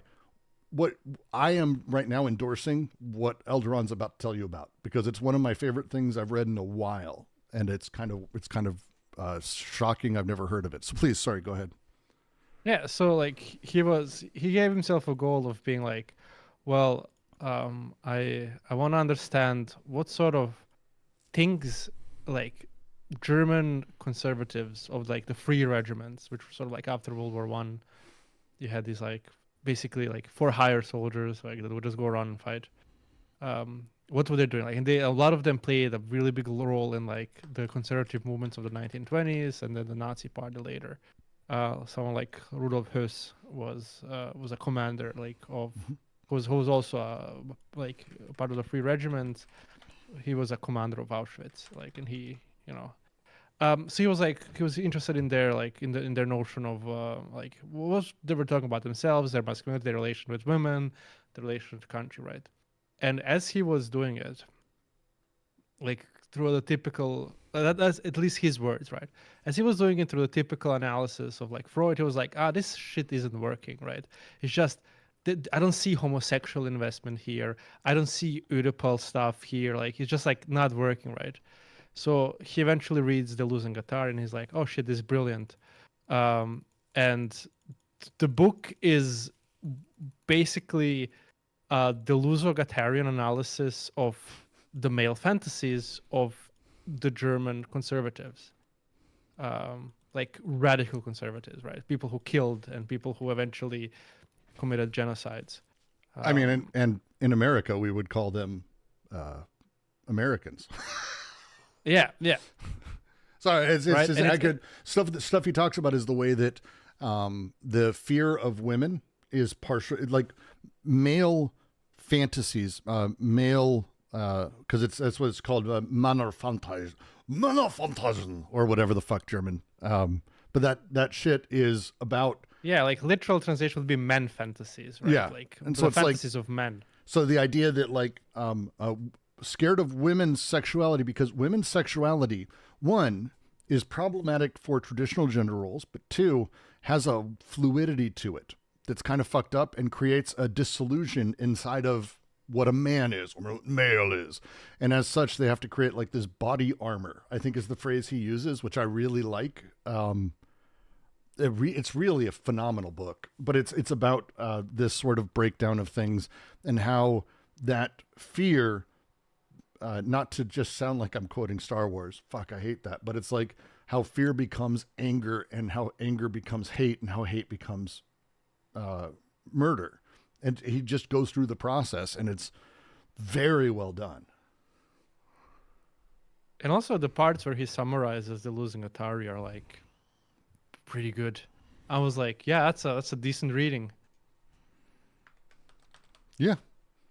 Yeah, it's good. Impressive. It was written like 77, so even before 1,000 Plateaus.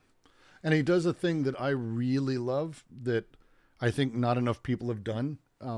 He's not at a distance from fascists. Like a lot of analysis of fascism. And I love Eco. I do. I love Umberto Eco, I like his works just generally. But he's makes up Nazis, kind of. Like he's not using the source material in the same way as Theweleit does, who's literally using the words of the fascists. Like it's the thing I kept saying during the election, like, listen to them. Don't think, oh, they're too stupid. Fascists are too dumb. We don't have to listen to them. We know the truth of what they believe. And it's like, Theweleit went, fuck that. Here's what they're saying. Listen to what they're actually saying. That's all you need to do. We don't have to do some magic psychology here. This is what they're fucking saying. And it's so good for that reason. It's like my favorite thing about it. God, it's good. I wholeheartedly recommend that book. It's so good. It's, I think, a bit difficult to find in English translation, but it's a classic when it comes to like German speaking world. Like, everybody has read it. Yeah. It's well, I don't know if everybody's read it. I mean, like, it's legitimately one of the it's most it's famous required books of reading. sociology. It's required reading in junior highs in Germany. It's, yeah, like, I have people who have It's never... first date material. It's first date material in Germany. That's what you do, is you compare notes on Männerfantasien. Exactly. No, I have people who are like, oh, I've never heard of The Losing Atari. They have no idea what the fuck that book is about, right? Or like Anti-Oedipus, but they know like Theweleit, right? They know male fantasies, right? It's just like a really famous book. It's great. So highly recommended. Worth reading 100%. I'm in the process of it. I'm going to do, and I'll hit you up when I do this, Elderon. I want to do like a greatest hits of the book because did you get to the horse joke? There are a lot of very good moments in the book that I want to make sure that, but the problem is there's too many. Like he's very quotable, which is, I think, and he's very funny. He is, but it's one of the challenges. Like Anti-Oedipus is not a quotable book. Like, it is in the sense of, like, I can say quotes to you who've read it a few times, but if I just go around and I say, yes, what a mistake to have ever said the id. It's like, what? Fuck you. Well, I'll copy that part about like listening to fascists into here that I found.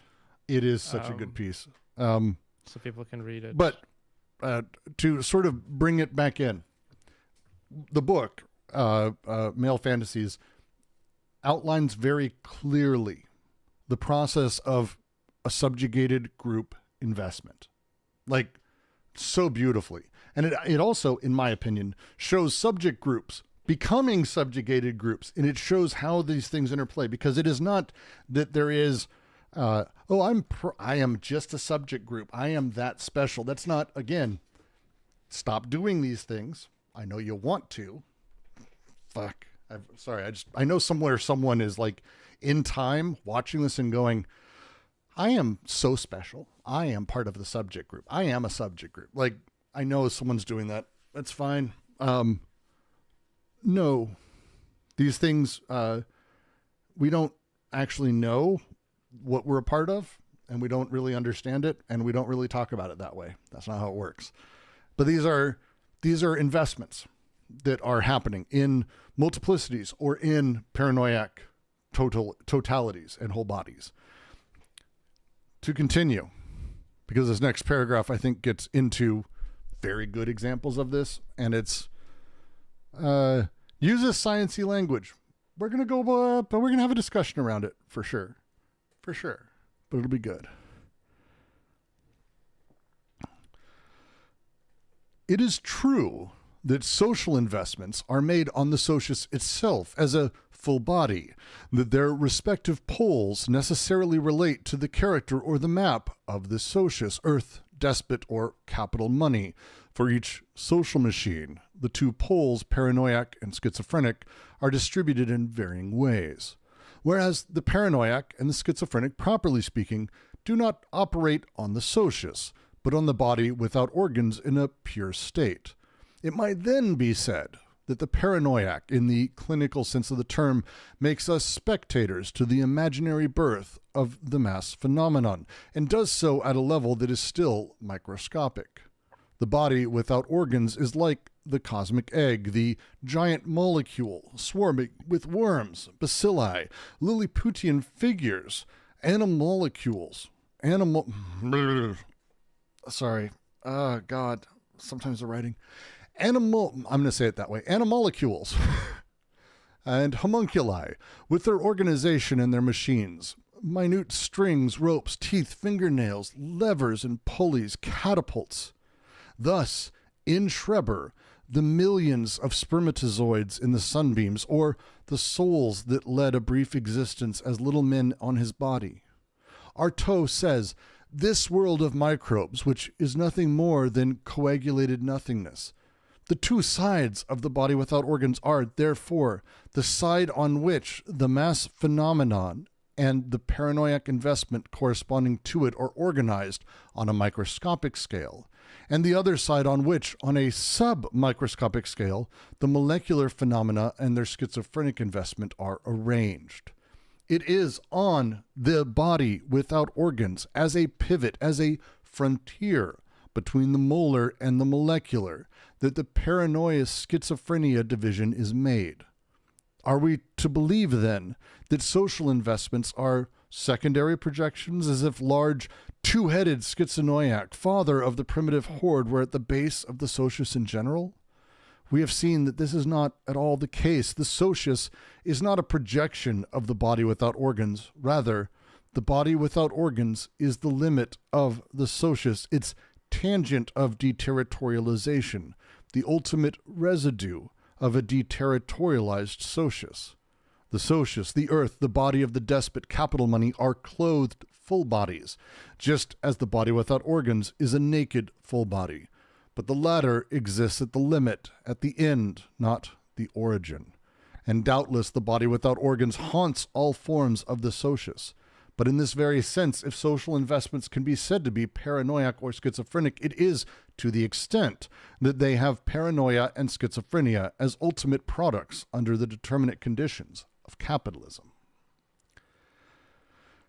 I don't know what I was saying when I said they weren't quotable.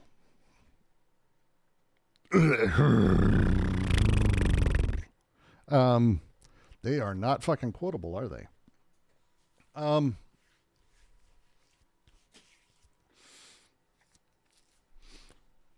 This is not a thing that you can simplify. This is a thing we can talk about and we can discuss and we can kind of beat up on. I don't believe this can be simplified because they are talking about the odd way that desire interacts emergently in time, history, and social order, and then falls back on itself and how that happens, and then continues. Because you must remember, your desire as it exists, desire born of things, desire exists. It's beautiful as its own thing. It's desire. Great. But immediately it is recorded. At that moment, we're talking about something that exists in time, exists historically, socially, exists politically. These things in this moment, it becomes more than just simple desire. No, it is just desire. But this happens as these things are recorded, as you consummate all of those connections, and then others as well do. And the large social order of things, capital money, for example, does so as well. And then desire works within this, within these deliriums and these fantasies that are created by it, that are working within it. the edge of that large scale thing, the potential of society, it's inside it's a BWO. It bounces back off of that. It can't break through it. It doesn't go the other direction. It can't go beyond the moment of social cohesion or recording or sensation recording. It doesn't have the ability to get back to eminence. This is the limit of the social world, of the socius. This is why what they're saying talks about. This is why they're getting back to this. The social investments of things aren't secondary. Things don't start with desire and then begin inside of this. No. The social order exists, hits the BWO, these things come back, and then lo and behold, we have our issues. It doesn't start with the BWO. BWO is in the process, but that's not where these things start. It's not where delirium starts, not where the father starts, it's not where symbolism starts. Those are just recorded sensations. They're just the collection of it. But the collection of it necessitates the social realities of it and the investments socially there. That social investment that falls back on all of it can't go further than the BWO. And the BWO that's all of it. I'm not going to say my BWO because that's not really a thing. So don't do that. But we're not wildly far from thinking-ish, because the BWO, the recording surface of all desire, it's not the socius. No. They said that earlier. No. The social is the recording of social machines. But then it falls back, has the edge. The phrasing that they use, the socius is not a projection of the body without organs. Rather, the body without organs is the limit of the socius. It's tangent of deterritorialization, the ultimate residue of a deterritorialized socius. The socius itself, they're clothed full bodies. The body without organs, naked full body. The latter at the limit, at the end, not the origin. Doubtless the body without organs haunts all forms of socius, but in this very sense, if social investments can be said to be paranoiac or schizophrenic, it is to the extent they have paranoia and schizophrenia as ultimate products under the determinate conditions of capitalism. Because we didn't have that in the Earth socius. Paranoiac, sort of. The Bush paranoiac, let's say paranoiac back in the town paranoiac, the Bush paranoiac. This is the ways that they talked about it. We go back to Godelier. The paranoiac, the way that they operate, it is immediate. It's taking in everything. It's the organizing of information constantly. But there isn't like a leader doing it. There really isn't a schizophrenic process here. That's not really what's happening. Desire basically is consumed almost immediately. It's recorded, and in that recording, that's it. There's no consummation in it the same way. And it doesn't exist in the same sort of setup as that it will under the despotic. So desire kind of runs and burns out, is consumed. It's not really the same thing as what we've got now. Paranoiac doesn't mean the same thing as what it'll mean under the despotic, where suddenly the king has to worry about detractors on all sides. Suddenly every peasant has to worry about what the king wants. This isn't really the schizo process or the paranoiac process of the Earth. Certainly isn't the same under capital. The social order of things changes how desire interacts with the BWO. It changes all of these things, changes the poles, the position of them, how they work. But they're there. They're operant. The edges of the social order are the body without organs and the whole body of the socius. That is the closest I get to simplifying, which I think actually made it worse, if I had to guess.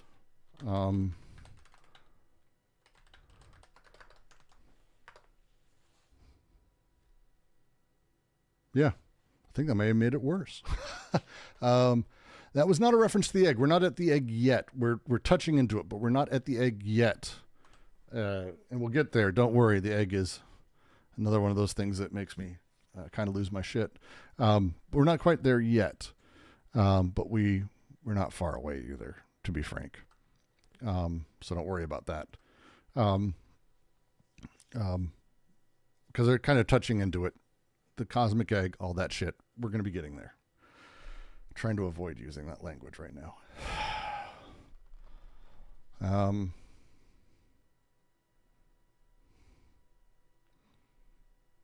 Yeah, that's, I think, the best way to put it is the social order is pushing. The BWO is the edges. It can't go beyond it. So it's pushing, and it's attention. There is a lot of shit happening there. This back and forth is the big deal as a thing. And so when we have the one side of the BWO, the one pole that is the, as they say, the mass phenomena, but at a microscopic level, the Schreber's delusions, for example, or the lizard people thinking they're lizard people, or the government putting a tape recorder in their tooth, or all that shit.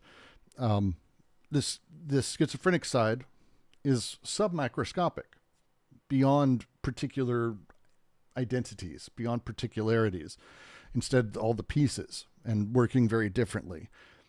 Both are this pivot point that is being pushed against. Back and forth, back and forth, back and forth. Is that making sense? Yeah?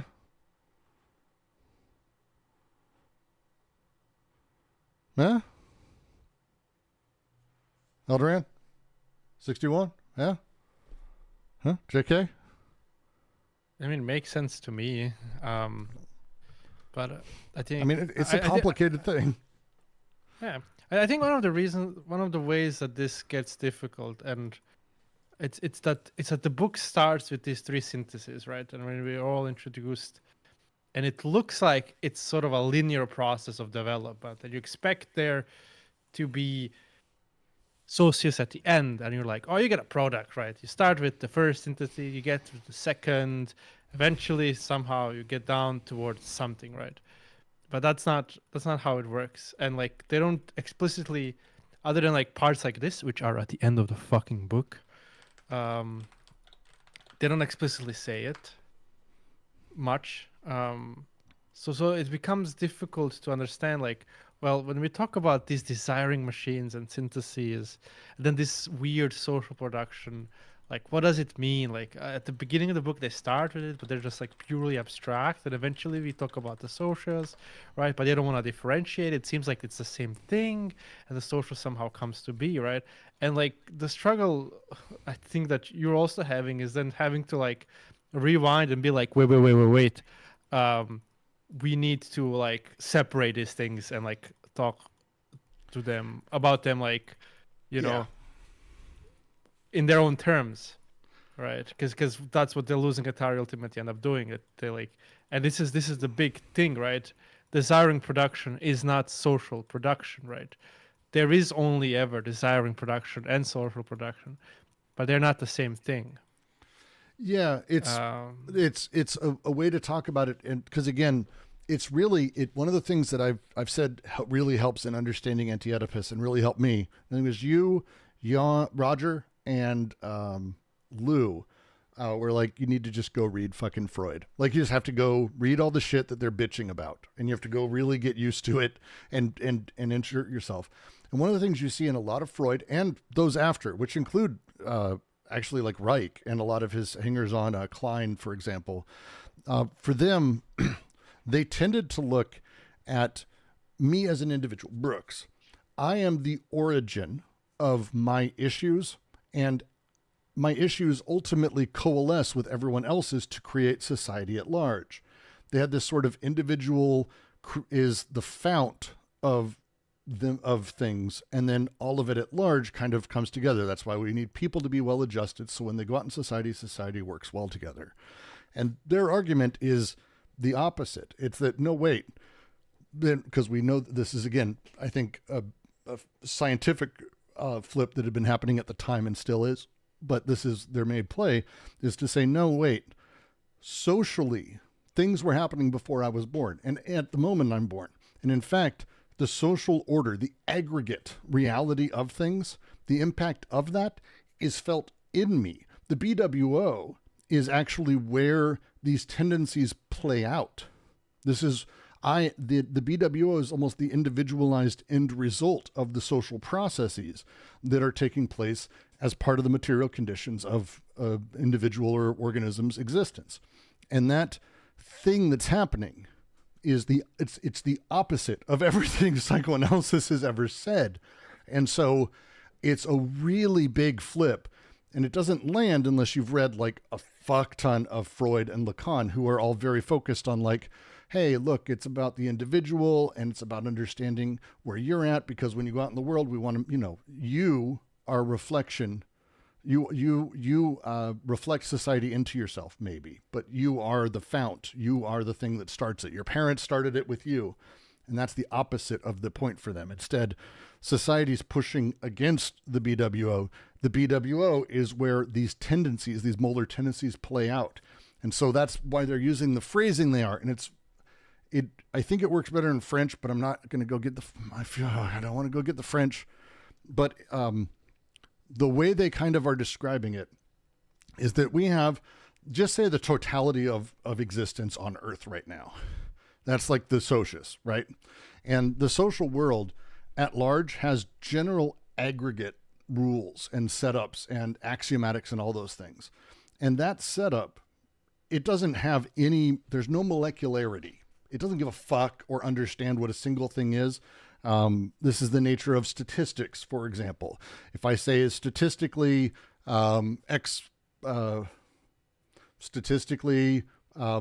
black families don't have fathers that visit with them.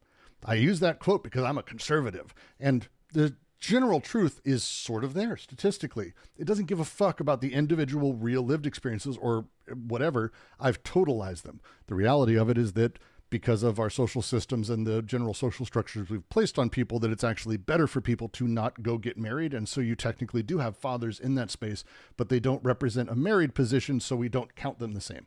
It's a long, complex, social, fucked up reality. But it doesn't care.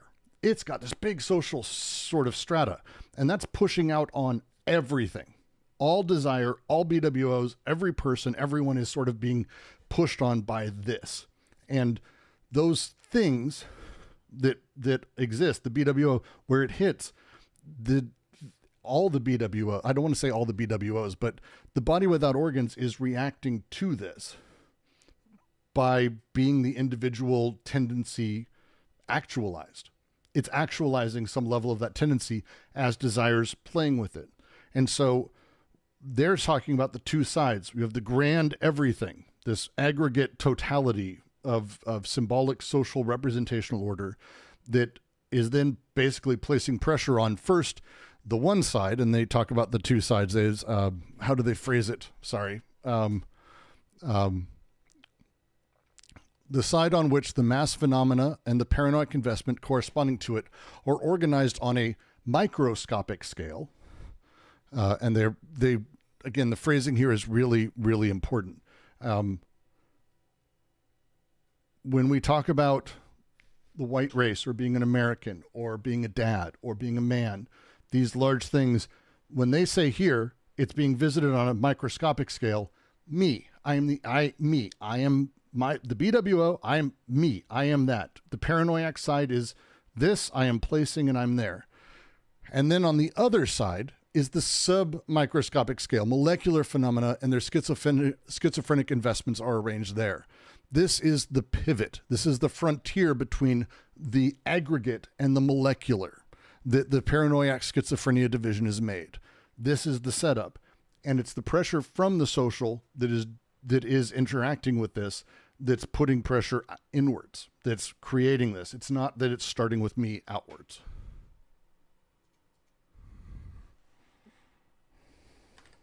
It's good that you mentioned Reich, because Reich sort of exemplifies everything. As much as they love him, they hate him, right? Because if you really read Reich and just the mass psychology, right, and you read the parts that he tries to justify his project, and he goes on to say, well, why, when all these clever Marxists have analyzed and rethought about economy and the base and superstructure and it all functions well, why do I need to bring in psychoanalysis in order to understand fascism? And he explains it by basically dividing a human into two, right? And he says, on the material level, the Marxists generally are correct, and it's all perfectly exemplify, but they don't. But like, and he calls it the rational level, the material rational level. It works and you can analyze it, but what you then don't analyze with that is the irrational idealistic, right? Right, the idealism that humans are also a part of. And for that, you need psychoanalysis. And he basically says psychoanalysis appears where materialism fails, right? Mhm. So it's sort of like it makes analysis more complete.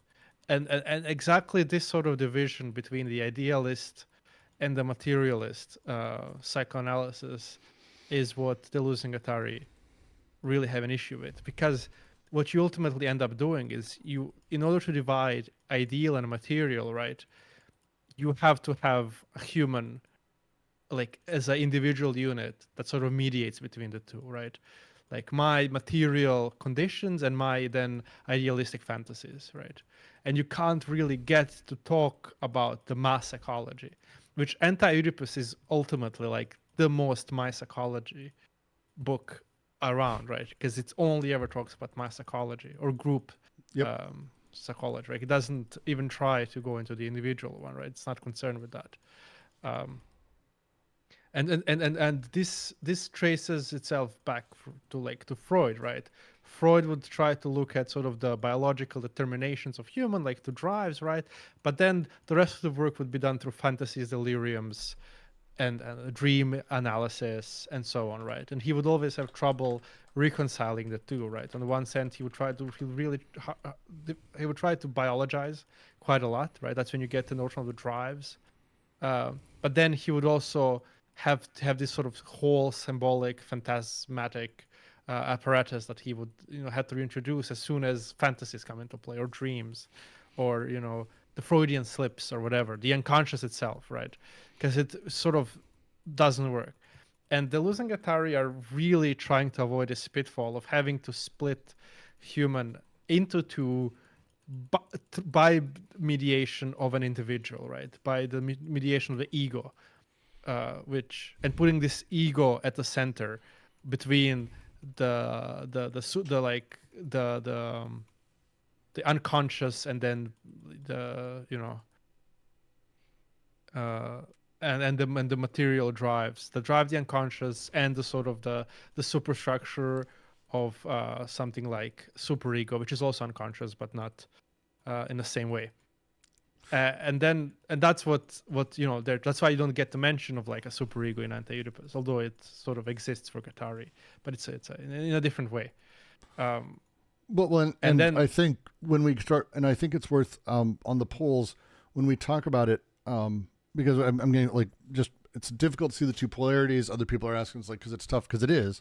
I think again, you can talk about almost the same things, but how it's being communicated again is not from the fount of the person outwards, but instead the socius and its interaction with the BWO, and that interaction pushing its limits and then finding tendencies and investments inside of that are then consumed as part of the experience. Art is like the easiest way to do it. It's why they went with, they gave the example of Kerouac or Celine, who later on went totally fucking racist, psychotic, and was like, he's the kind of guy who like would be like Muslims are ruining Paris kind of shit, despite starting not in that position. But more so, you can see it in stuff like Ezra Pound, who I think is a great example of this, especially because of his sort of heritage and where he came from. But he very much spends his time doing a lot of the stuff that Joyce does in like Finnegan's Wake. And it's why I would like to, I think contrasting the two is a great example. For Ezra Pound, he uses weird turns of phrase. He brings in other languages. He brings in odd words, just like Joyce. But Joyce does it because his goal as you're reading, like why he's doing it, and again, if you haven't read it, I highly recommend it. It almost breaks your brain as you're trying to understand what comes next. And there's really no right way to read the book because of this. And it was a very intentional thing. Ezra Pound, there is only one right way to read it. And in fact, he actually uses other languages to prove eternal truths that are so true, they're always true, no matter what culture and everything, mixed everything, always, always, always, it doesn't matter. And this His style of writing is very much this. He uses very particular turns of phrase to prove his point and prove his singular truth. It's always there. Joyce uses common sayings in unusual ways that completely shatters what we understand of them and breaks them. These two processes are because we're talking about investments in various places and how the social order is invested, and the molecular versus the molar side of the BWO and how it's being expressed because of these investments. And so when we talk like MCS, does society press the individual more towards paranoid or schizophrenia or both? The social order presses as it does. It's not really about it being more paranoid or either way. It's the interactions and how it's done. It's what the society's doing. The same way that I would say the Earth Socius was not really pushing people towards the paranoiac versus the schizophrenic as much as it was trying to just simply codify desire and consume it immediately for a bunch of reasons, like just take control. Despotic isn't really about pressing people in one way or another. It's more about just unmitigated political control. Capitalism is unique in this, and the way that capital functions and how meaning is obliterated and how we kind of find both. The answer is yes. It's pushing us constantly towards the new, to breaking meaning, to shattering old codes, which is happening all the time, constantly, globally, in ways that are kind of extraordinary and amazing. But at the same time, covering up its tracks almost by pulling back to the paranoiac and saying, no, don't, we can't just be free all the time. So it's kind of doing both. Where our investments are, and the BWO sits, and where these limits are at, this kind of is how society moves in kind of really interesting ways. But again, it starts with us reflecting what the social order is doing. It doesn't begin with us. We are the reflection of that. If I may add to that, because Please. This is an interesting question, because MC asks, does society press the individual more towards paranoid or schizophrenic or both?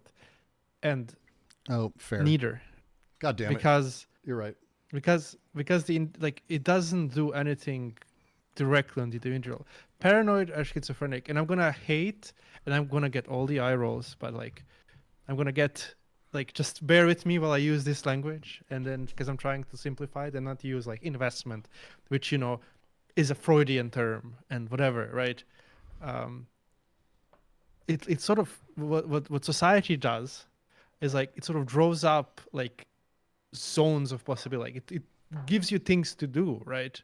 Sort of there is racism and this paranoid way of being or you being able to I'm getting towards the investment, right? But you falling into this sort of racism, right? And living sort of the fantasy of a great nation, of a white nation, right? Or and this sort of reactionary sort of ways of being the subject group, the subjugated group, sorry, as Deleuze and Guattari say, right? But what it also allows, it draws up these possibilities of moving away from that, as Deleuze and Guattari say, these revolutionary fantasies where the desire itself is turned against the social order for something different, right? It pushes itself away from it. And so it's not a question of the individual itself, right? Individual falls anywhere there, right? But it's a way of organizing groups themselves, right? What kind of things happen in society itself. I hope that helps. No, it's Correct me, good. Brooks. No, I won't, because I think the specific response, and you kind of went there. I just want to be specific. Pressing the individual is not really what's happening. I'm using that shorthand, and I should be careful. It's the interaction with the BWO and desire, and individuals emerge from this interaction. And so the society doesn't really push the individual as much as it's pushing always, and desire is invested or mischanneled, as delirium would be, and sort of utilizes those processes. And again, the way it's done, if you go read Ezra Pound, you'll see it a lot. What If Althist, who's a YouTuber who fucking lost his mind about 2 weeks ago. And he was already really stupid and already way over his skis when it came to thinking he was intelligent in any capacity or had any understanding of anything. But his absolute mental breakdown wasn't wild from where he was. What he did, and he always did the same thing, and a lot of conservatives and fascists do this, is they read old documents as signs, proof. Every document always matters. Everything points to some other thing. And this totalitization, and it's because this I'm going to kind of talk about this, the way that this totality ends conversation is a sign that you're on that side of the pole, the fascist side of things, because the idea of closing conversation, closing connections, stopping connections is what the fascist wants. They want adherence. They want in like that. That's the paranoiac side. They can't have only the paranoiac side. They wouldn't be able to do anything. So there is the other half. The other half is opening conversation. So if you ever hear someone talk about a conversation terminating cliche, thought terminating cliche, the way you say that sort of just ends the conversation. You're doing the thing. Opening conversations, opening ideas, continually giving new places to connect, different beast. And that's why you have, again, really weird interactions where the idea of just asking questions, bro. Hey, by the way, that's a totally legitimate thing. The fuck? Asking questions is great. It shows curiosity. I hope many of you ask questions. If you have questions, this book is very complicated. I would hope many of you would ask questions. And if you're like, well, I'm just asking questions, I shouldn't be pissed about that. But we know there are people who ask questions to end conversations, which sounds weird because like a question should open up a lot. But you know what I mean. You know the kind of people I'm talking about. You know the process I'm talking about. The question ends a conversation because it knows the result. It knows the setup. It knows how to go. It knows what it's doing. It knows the social investments. It knows all of that. Almost magically, almost like a spell of sorts. It's able to do it. This is not the individual, but this is the paranoiac side. But capital also has the other side. Like it's constantly trying to break down it. Right now, there's a really weird thing happening in investment capital and in money spaces in general. Watch CNBC, watch all these things. You're going to see, I think, a very unusual moment that's very clear across the board. Everyone's waiting for the next thing, and everyone's talking about that. Now, is that good or bad? Well, it's open. Capital's weird. Capital's fucking super weird, but it's open. Because capital needs the next thing. We need the next push. We need the next breakdown of society so we can take advantage of it. So we can move on and build new and then crush new colds and then crush and crush and crush and crush. It's got that. And we're at that stage. You can go look. It's really kind of amazing to watch people on CNBC talk about, well, the next thing. Well, we're waiting for the next thing. We're waiting for the next thing. We're waiting for the next thing. Usually don't see it as clearly. So capital's both. And they're at the same time, and things are usually a mashup. And again, it's the delirium, the group fantasy, the subjugated and subject groups interacting, but pressing against the BWO, against the recordings of life and, of course, real experience. And those particularities emerge from this. The large group at large comes back, hits the BWO, particularities emerge. People have pink hair and pink nails, but are a dude. Oh, shit. The fuck? That's fucked up. Don't do that, Brooks. That kind of thing. I had some guy make a comment the other day at Safeway. It was a weird, people are weird still, but that shit, this is the good and the bad.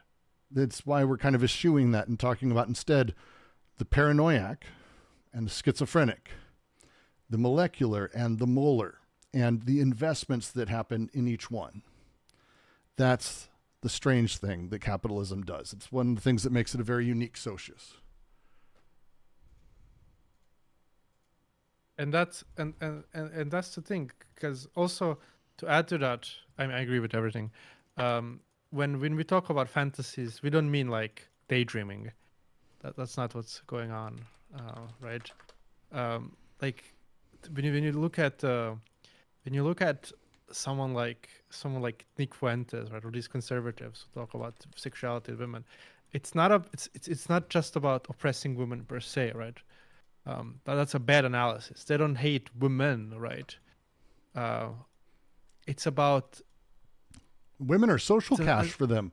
Women are social cachet for people, but they love women. Yeah, they love women. It's about organizing sexuality as such, right? Like it's about creating a type of sexuality, which they want. Like they're legitimately investing, like, into this sexuality that is what we would consider conservative, oppressive, right? It's not even about pleasure. It's just about organizing of sexuality. When you talk about like in the opposite direction, right? Someone like, more progressive people, which we would agree with. It's the same thing, right? But all of those, what those in Guattari would call fantasies, always bear upon the whole socius or the whole social order as a such, right? It's not about, like, it's either, and this is the pole. It's either reactionary or not, right? Essentially, yeah. Right, and then even if you ever go read male fantasies, you'll see it quite clearly, right? That the sort of fantasies these guys had were always of the national way, right? Always of the global, right? When an incel dreams about having a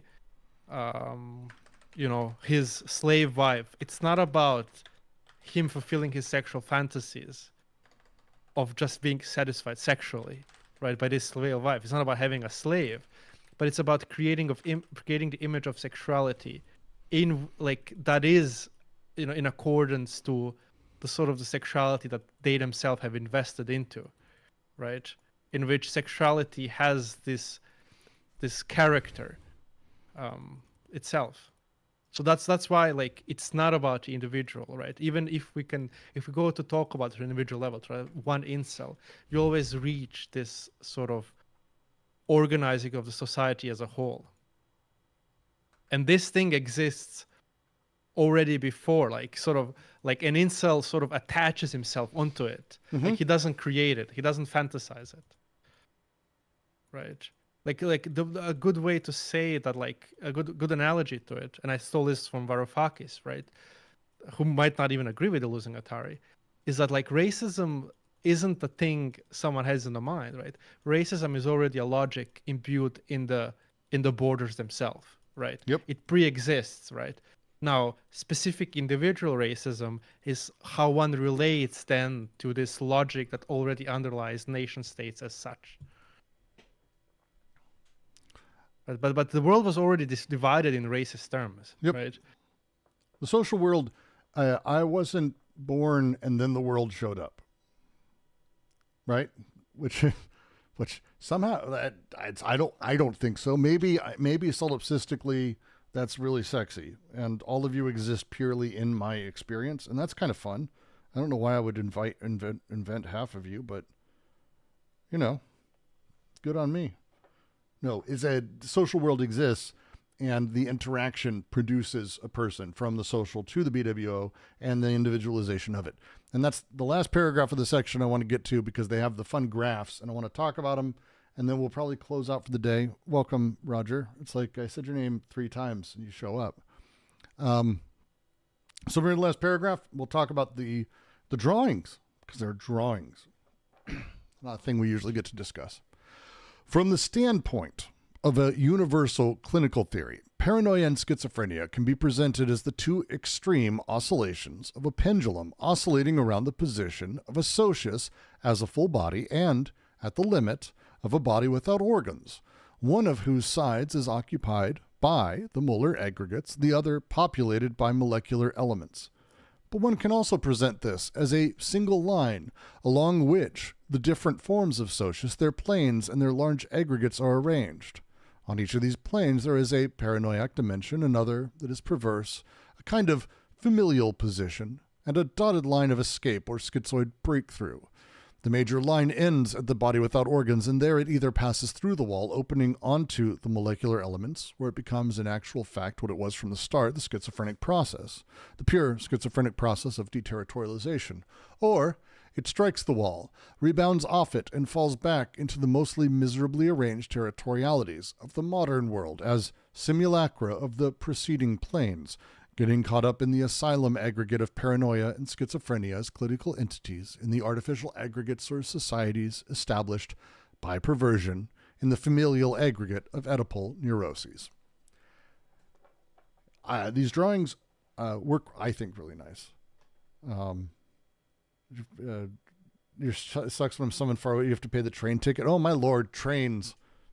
God, I don't have any empathy for people who are upset about having to pay for train tickets. I'm an American. You come here and enjoy anything like that. These graphics are interesting. Let's talk through what they are. Okay, we're going to do the first one first, because we can talk about them. They're saying we can talk about them in both these ways. These are not two drawings. Okay, these are a drawing of the thing, of the process, prospectively almost. It's talking about it and how it works at the same time, but also differently. That's the point. So we have presented this as a single line along which the different forms of socius, their planes and large aggregates are arranged.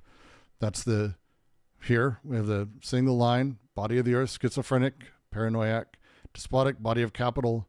On one side, we have the molar elements and the molar aggregates, and outside of that, the body without organs. And things come at it, I guess would be the way to talk about it. Things come at this and land. They land in various places. How they do that is this other graph that they have, because things come rocketing through the processes, because they actually are schizophrenic processes, the breaking. These processes come at this wall. If they make it through, because they're actually schizophrenic process of deterritorialization happens. It breaks through. Good day. Or a really bad day, depending. There's a bunch of reasons there. But it bounces off the wall also, because it is the limit of the society. It's the limit of the social, the limit of the socius. The limit of the socius. On the other side of that, there's nothing social. It's when they talk about the catatonic patients, and Guattari has a lot of writing on this, they've broken through. The severely autistic person who's in an asylum, who's rocking back and forth and screams at the slightest touch, or who's fully catatonic, they've broken through. They don't have anything social. There is nothing that they're connecting with socially. Generally speaking, it's all inside of them, and they're kind of cut off. It's all deterritorialized, all broken, all out. It's not necessarily a good thing to go out there. In fact, it's not great. But bouncing back, because things are social. We exist socially. We're out hanging out with people. We have friends. We're doing stuff. We're in a society. We're Americans wanting to rename the Gulf of Mexico, whatever it is. These processes bounce off the body without organs. And they make it through, great. They get broken off, becomes a clinical entity, bad day. Or they bounce back. They bounce back to capital money through Oedipal neuroses as familial entities. Or they bounce back to the despotic, paranoiac psychoses as despotic entities, master signification. A lot of shit from Lacan still works here, by the way. A lot of it still works here. Guattari talks about it. Or body of the earth, the perversions as territorial entities. These processes bounce off into one of these others and then make their return. This is, again, starting at the social. These processes come at, bounce off, and do their thing. And that's the setup. This paranoiac dimension, as they say. Another that is perverse, another familial. The major line ends at this body without organs, where it either passes through the wall, opening onto the molecular elements, because remember, this is the same graph, right? So through there, it's opening onto the molecular elements, right?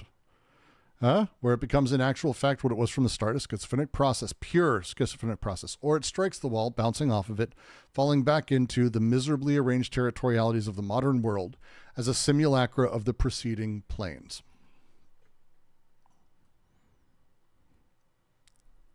That's back and forth. Simulacra of the preceding planes. Simulacra of the body of the earth. Simulacra of despotic body. Because we don't got those no more. It's not the socialists. But the simulacra of them bouncing off, these processes become perversions of territorial entities, paranoid psychoses, or Oedipal neuroses as familial. These processes are that, or schizophrenic, or bouncing off and breaking off completely. This is the setup that they want to take us through in the next couple sections. Because this molecular unconscious, the nature of the processes in the unconscious starting from the social, which is what this first section is about. It's the social's primacy coming at us, at people, at individuals, at BWOs, at all that, and desires being produced from this, desire being produced here. This process is what they're wanting to be the foundation of the rest of it, because we're going to be getting through the two regimes, going to be getting to the egg. We're going to be getting to all that. How we start to spot it, how we start to work it out and understand it, because that's the big deal here. They're not wanting to have just this, hey, we have a cool idea about the world. No, we have a materialist understanding of psychiatry now, where we're able to go, here's how desire functions, here's how social codification works, here's how the social order interacts with the body without organs and these other pieces. Now let's talk about the practicality of that from a very specific, general, clinical personality conversation study. And it's a really good convo at that point. But that's the end of 4.1. So there you go. Into 4.1. How is it that schizophrenics are not social, or you're saying that's a current view? As they're talking about it, schizophrenic processes, they don't give a fuck about the social. When we talk about the social, we're talking about other people, whole bodies. We're talking about me as a person. We're talking about you as a person. There's a consulting of the aggregate realities of me, one as an aggregate, but two, you as an aggregate. There's a story there that is beyond molecular, that is whole bodies, talking about whole bodies representationally, talking about totalities. The schizophrenic doesn't have that connection. The autistic, it's not the same thing. The process doesn't. I shouldn't say the autistic doesn't. We're talking about extreme clinical entities when I was mentioning it. But the process doesn't work like that. The process is molecular connections, desire sort of connecting as it does. The paranoiac process is the sort of reframing of things towards these large-scale narratives.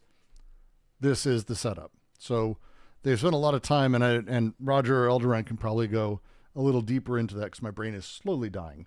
But they went pretty deep into the sort of clinical realities of the schizophrenic or severe autistic patients who are very much what society produced. That all of us are produced ultimately by society, of the social demands hitting the BWO, bouncing off of that, or breaking through. We don't come out of nowhere. We're made. But it's just so happens these people that are produced are unable to be functional in a very particular way. Well, it's actually because they just don't have productive capacity or the care of such narrative social systems. They just we're not talking about psychotic. We're not talking about sociopathic, none of that shit. Those are still social categories. This is just over there, their own thing. It's not even their own thing, the desire's own thing, breaking them down. It's worth reading through a lot of particularities around it. Roger's typing. I'll read what he writes in a minute. Noah, go for it. Yeah, I'm just wary of saying that they're not social, or that like there's any kind of separation between them and the social. I think that they're pretty clear that like desiring production is social production and vice versa. So to say that something's cut off from social, no. Not vice versa. Social production is desiring production. Social production is desiring production under determinate conditions. That doesn't go the other way. They also say that social production is just desiring production in 1.4 as well. Like yes, social production is. But to say desiring production is social production is a completely different thing. I just don't know how, if like A equals B, why wouldn't B equal A? It's because of the determinate conditions. That's the big part. That should be like italicized. It should be. That's what they Sure, say. They right? say It's- both times. If we can find something that says that with the, like the determinant conditions are also like I don't know, because I feel like You can- in 1.4 it's- they do say design production is just social production. Can I, like, you can say water, yeast, and flour is bread under determinate condition. You can't say the other way around. Correct. It's exactly that, Right. actually. It's exactly that. It's a very good way to put it. Right? Because, you know, the determinate conditions are heat and, you know, dough having risen, stuff like like these determinate conditions is the important part. Okay. And Thank you. I Yeah. guess I'm just a little nervous because it feels like this falls into Bettelheim's problem, where when the child is being cut off from, you know, quote unquote society, due to refrigerator moms, that was Bettelheim's analysis in 1.4. They criticized that by saying that, you know, the child is not functioning properly and that they're fundamentally cut off, when in reality they've just established new connections.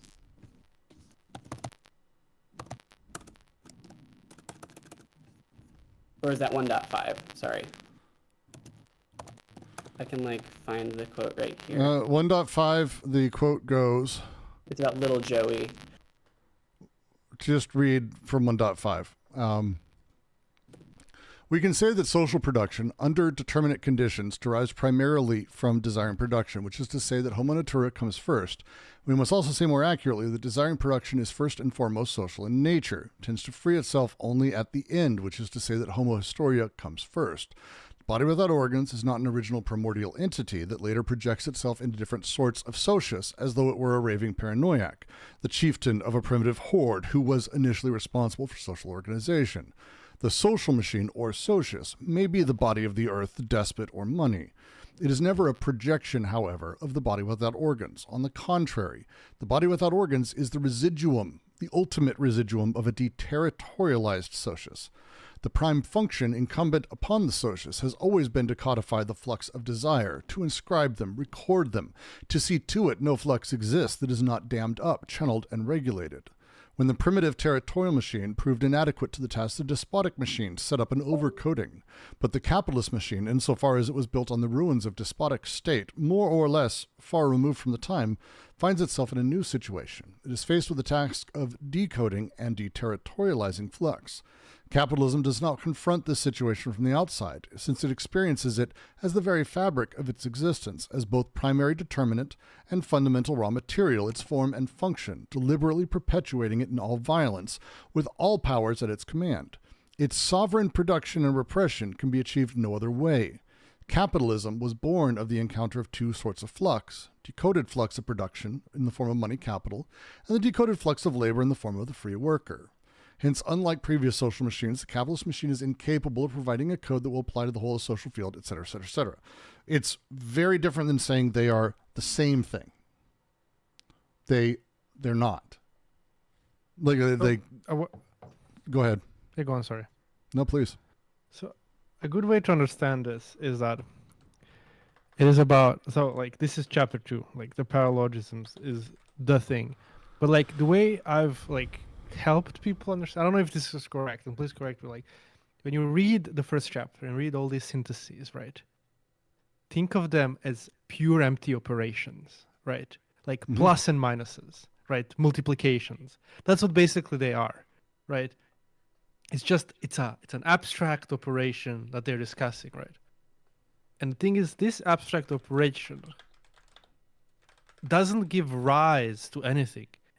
It operates within everything. So like it's already within the social, right?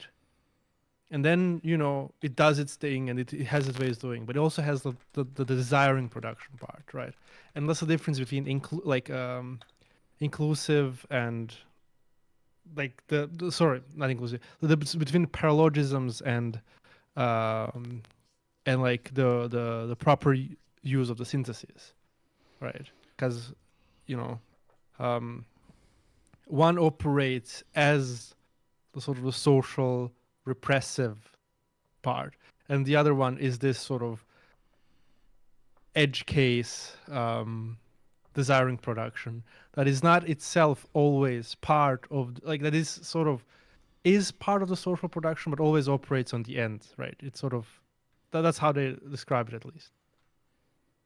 Yeah, no, I'm understanding everything that's being said, but I thought like D&G were clear that the difference between, you know, the desiring production and social production is solely in terms of regime. Like they say that when they introduce technical machines, social machines, and so on. So I guess I'm just a little confused with like, how can a schizophrenic as a clinical entity, which was what was said, be separate from the social? Like I guess I'm just confused. Like I can understand indifference of regime, i.e. molar v molecular, but I think to limit, you know. No, the catatonic is separate from the social because it's catatonic. That's what Brooke was saying. Like it participates. Well, it why can't is the participate. catatonic separate from the social if they say desiring production is one and the same thing as social production? Because catatonic is not even desiring production anymore. It's just completely gone. Like it's complete So now null there's state. something outside of desiring production, that process. The body without organs is a third term, yeah. I guess like for me, it's like the three syntheses or like that interplay that serves as a foundation that constitutes the BWO. So I don't know how something like it's a chicken and the egg.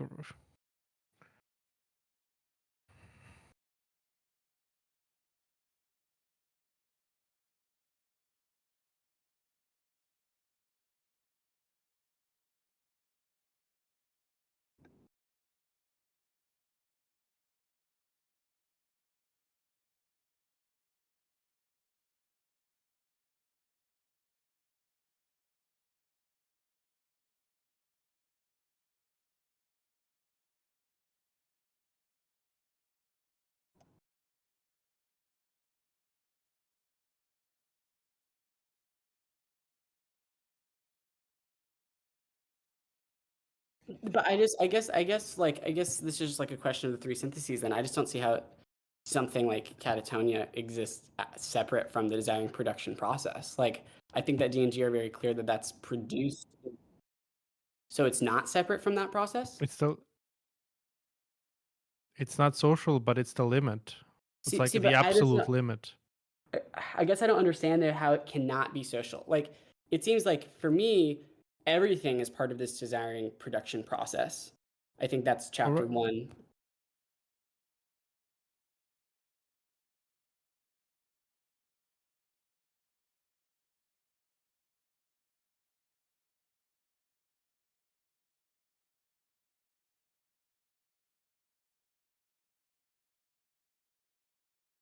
I'm going to be really simplistic about this.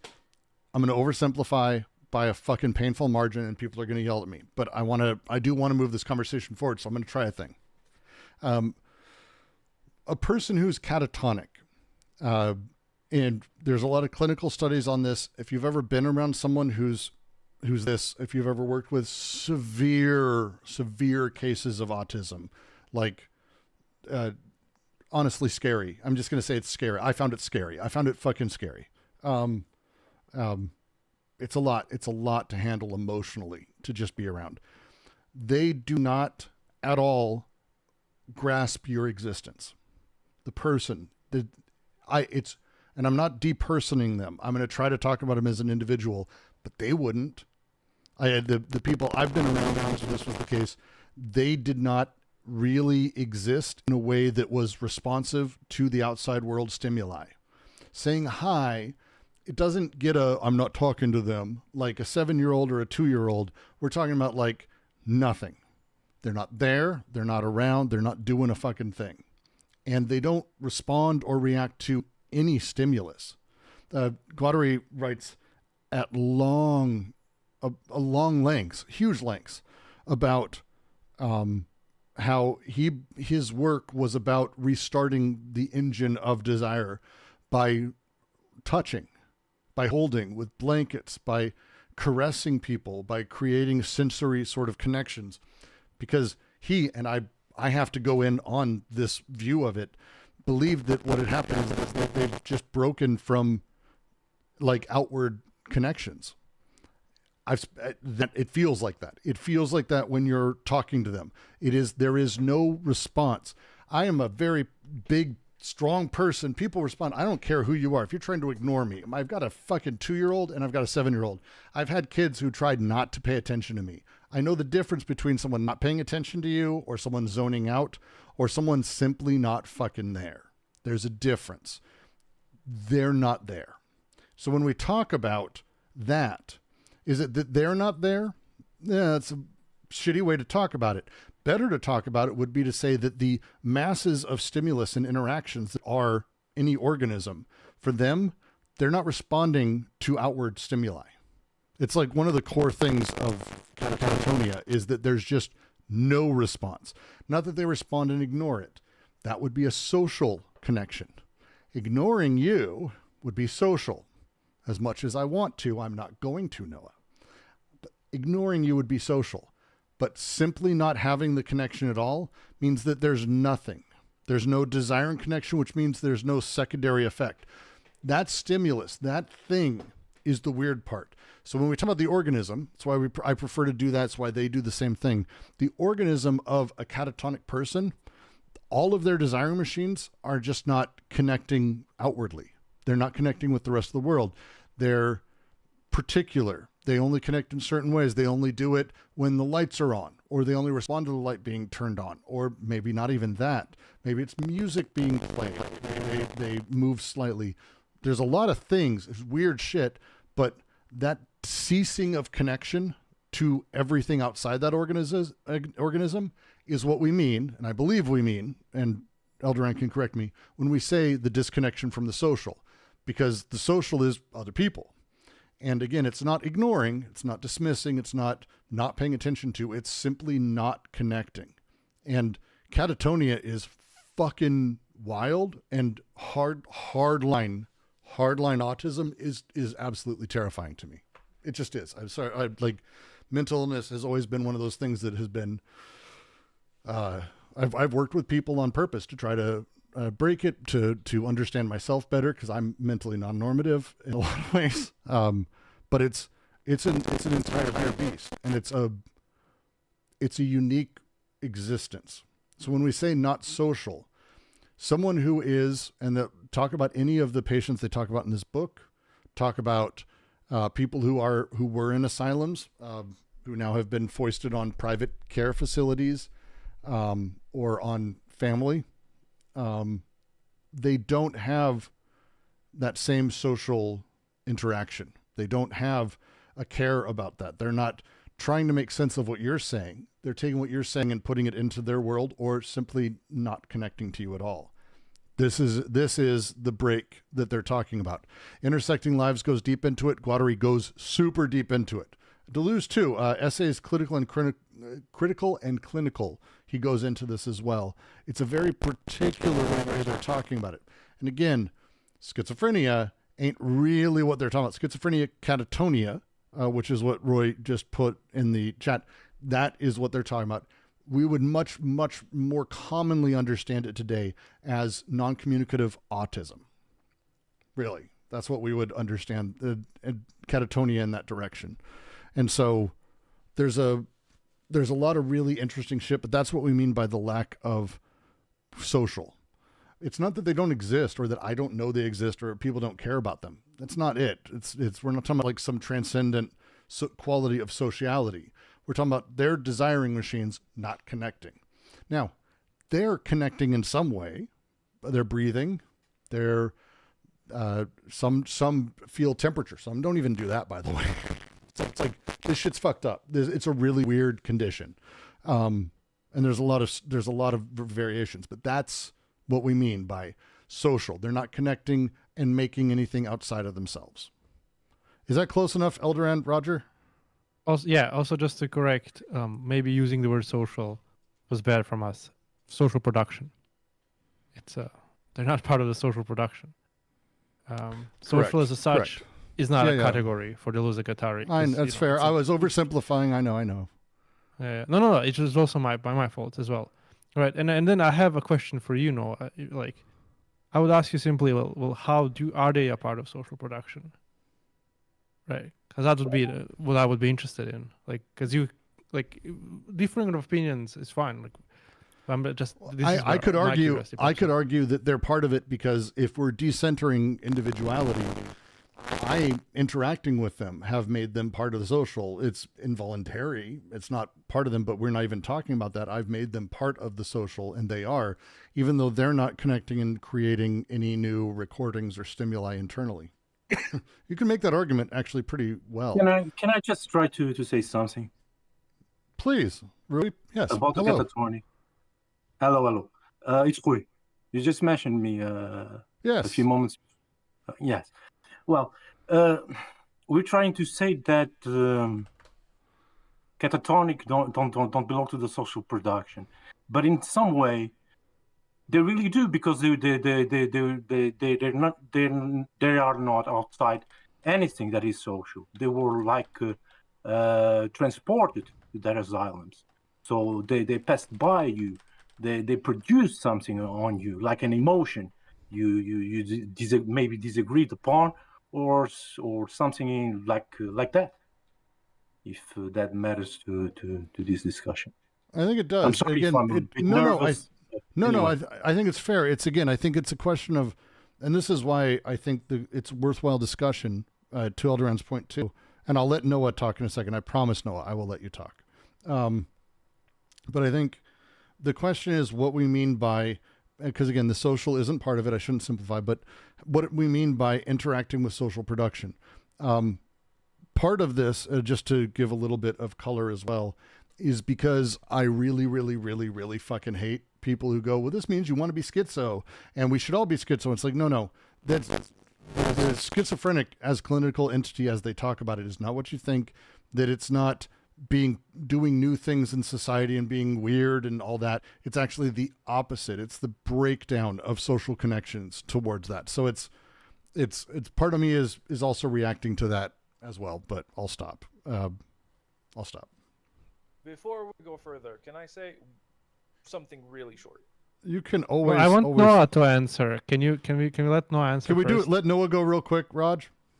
Sure. No, Roger might say some heat though, so let's listen first. Okay, it's not gonna be long, but the whole thing is about the criticism of the institution, right? Of the psychiatric institution, but also of psychoanalysis, how it frames the person and forces desire to be organized into a specific way. So when they talk about catatonia, we must remember that the schizophrenic is being framed by the institution, but also in itself, it tries to avoid being framed in that way. So catatonia happens when you try to structure a schizophrenic. And that because the schizophrenic is not codifying anything. He's just, intensities are passing through the body as forms of protection. Is just blocking desire, trying to, mannerism or repetitions, try to like recompose itself, but it's not about codification. But if you try to code the behavior of the schizophrenic through institutional means, through different therapies that are linked to the institution, you will create a form of catatonia. This is how they understood it at the time. So the schizophrenic is produced by the institution. Catatonia is produced by the institution in this specific manner, in this specific instant. It could be produced elsewhere, but schizophrenia is a product also of social forces, or desire as it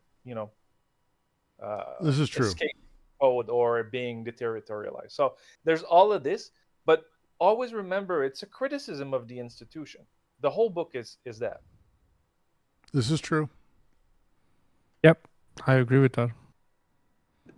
And I think just like my point to make it very simple is I just think that throughout they are clearly marking a distinction between desiring production and social production, but that distinction is only in terms of what they term regime in French. The translators have like a litany of things that means. Now, they're trying to show that these things are two sides of the same coin. So to say that something is fundamentally separated or bracketed out from social production, or to say that there's some level of desiring production that's bracketed out from social production, or desiring production that's bracketed out from social production, whatever, I think that if there are two sides of the same coin, there is still a manner in which we are able to say that even though a clinical entity might have some level of what do you call it, like a disconnection or a breakdown of machines or whatever a cutoff might be, it still means that new connections are emerging in some way, shape, or form. Like Brooks, you yourself said that maybe the connections are being made differently. For example, Right. maybe not willing to shake your hand, but connections are being made in another way, and that's through little Joey And analysis. again, this is where we start talking about. I when I was oversimplifying, I was talking about whole people, which I shouldn't fucking do. We're talking about process, which I know I think Roger even wrote in there, like, we're talking about process, shithead. Like, I think it was meant for me. But it's that thing that's happening, because that's what we're talking about with these images. I think that's where this started, is these images as a thing, right? The paranoid, schizophrenic, and the setup. We're talking about a process, a process of desire that is interacting and playing. And so when that happens, when it breaks off, it isn't able, this process is disconnected from becoming social, I think would be a phrase I would say. So when I'm oversimplifying when I'm talking about whole people, because they're referring to that as the schizophrenia as clinical Does entity. this process exists independently, separated from everything else? Like Roger said it best. I mean, these entities are being produced, and simultaneously it's producing the way in which social production functions. Like, these two things are inextricably tied to one another. I just think it's hard to say that one process is separate from social production. I mean, you can argue that one is more evident at a level of a regime. Sure, I think you can argue that we can successfully and maybe more pertinently analyze catatonia at the level of desire and production compared to social production. But I think that they lie on those two levels because they are the same thing. It's just a question of regime. But that's the point. But by you saying it's just a question of regime, I think you're sweeping a lot of the things under the rug with just, right? Because the difference in regime there, like, implies for deleuze a whole bunch of things, right? It's not like, and that's what the whole book is about. So when you're talking about two sides of the same coin, right? Like, true in a way, but in my opinion, you mustn't equalize the two, because then you're simply saying everything is social. You're back in some weird Marxism, or like some like ground level analysis, right? And you haven't moved an inch. And you're like, and what's radical about Deleuze and Guattari there is that what is possible with this analysis is to both have this very radical separation of the two, social and desiring production, while at the same time seeing them as part of, like, as integrally connected in a way in which they are part of the same coin, like two sides of the same coin, right? And this is the tension that's always at play in Deleuze, right? If you read his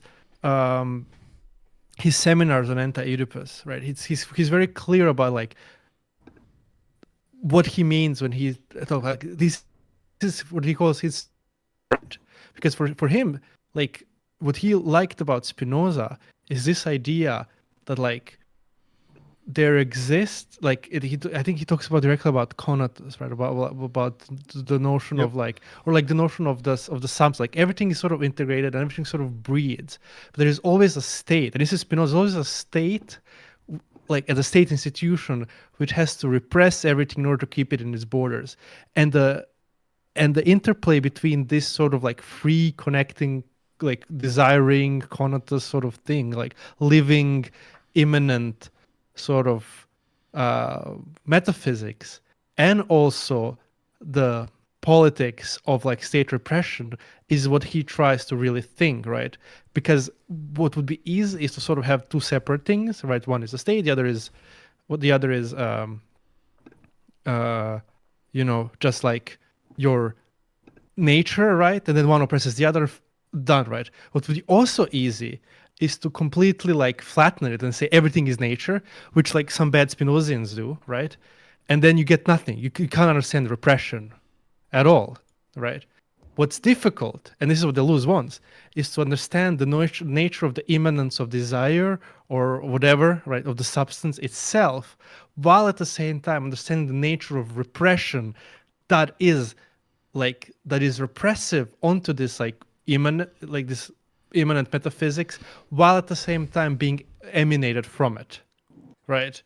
And this is the difficult part of Oedipus too, right? There is a necessity to juggle these 2 points, right, and constantly keep them in tension, without ever sort of falling into either one of the extremes. But again, go ahead. Sorry.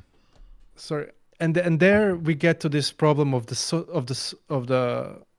social production and desiring production, right? Because they mustn't absolutely be equated, right? Because that would mean that everything is social production and everything is fine. Like we desire fascism, then fascism is fine, right? You get someone like Nick Land there, right? Which is bad, right? And it's a bad reading, right? On the other hand, like if you completely separate it, you get just your typical, base superstructure. Nothing really happens, right? Like or sort of this, or even worse, the transcendental sort of philosophy, like the ideas oppress the the material, right? Which is sort of like something like a Schiller would think back in a day, right? But what you're talking about is the underlying thing, and I think it's to simplify this conversation because we're kind of dancing around it. What they are is the same thing, yes, but they're not the same regime. You'd never say molar desiring production or molecular social production. No, it's molar social production. It's molecular desiring production. And how they work is very, very important. We're not there yet. We're fucking, I want to say 60 pages away from the line, but the line goes, molar social production and molecular design production must be evaluated both from the viewpoint of their identity in nature and from the viewpoint of their difference in regime. But it could be these 2 aspects, nature and regime, are actualized only in inverse proportion, which means that where the regimes are the closest, the identity in nature is on the contrary at its minimum. Where their identity in nature appears at its maximum, the regimes differ to the highest degree.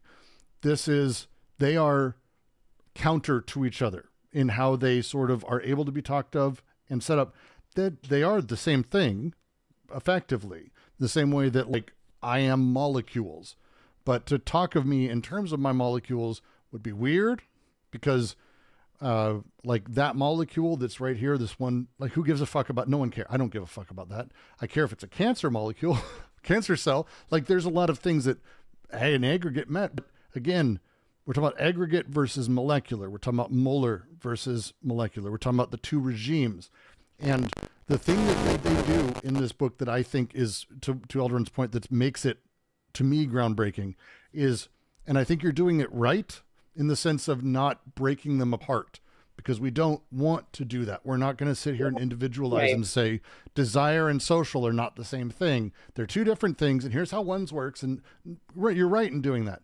But don't go too far, because they are different in regime and identity. And the way that they operate, even though they're the same thing, the way they operate is different because of their regime. And so you have this really strange set of interactions that they'll be getting through. All of chapter 4 is on this, that is like, hey, here's how they weirdly are different. I do oversimplify when I state like, oh, this breaks the social, this disconnection from the blah, blah, blah. So social, as Eldron said, is not a category, but I am trying to oversimplify for first timers through the book.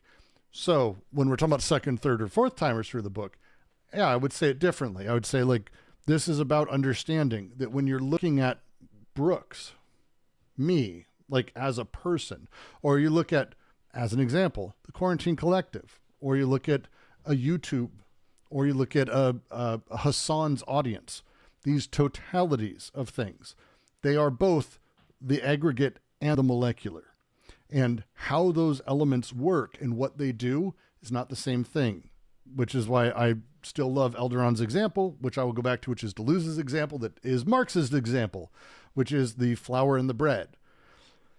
You can't taste the bread and know how the flour was grown. But there's flour in that bread. And in these very particular ways of interacting, the flour was turned into X, Y, and Z through time and these other things. But it wasn't made out of nowhere. And this is the larger interactions. Even flour itself, break it down even further. Like, you can always do this.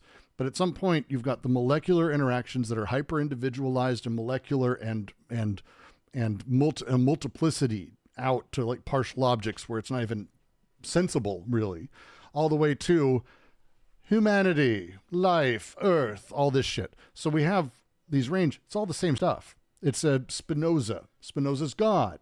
Great way to talk about it. The substance of Spinoza's God is everything. God is everything. But he's also not everything, because everything is everything. But everything's themselves, and there's molecular...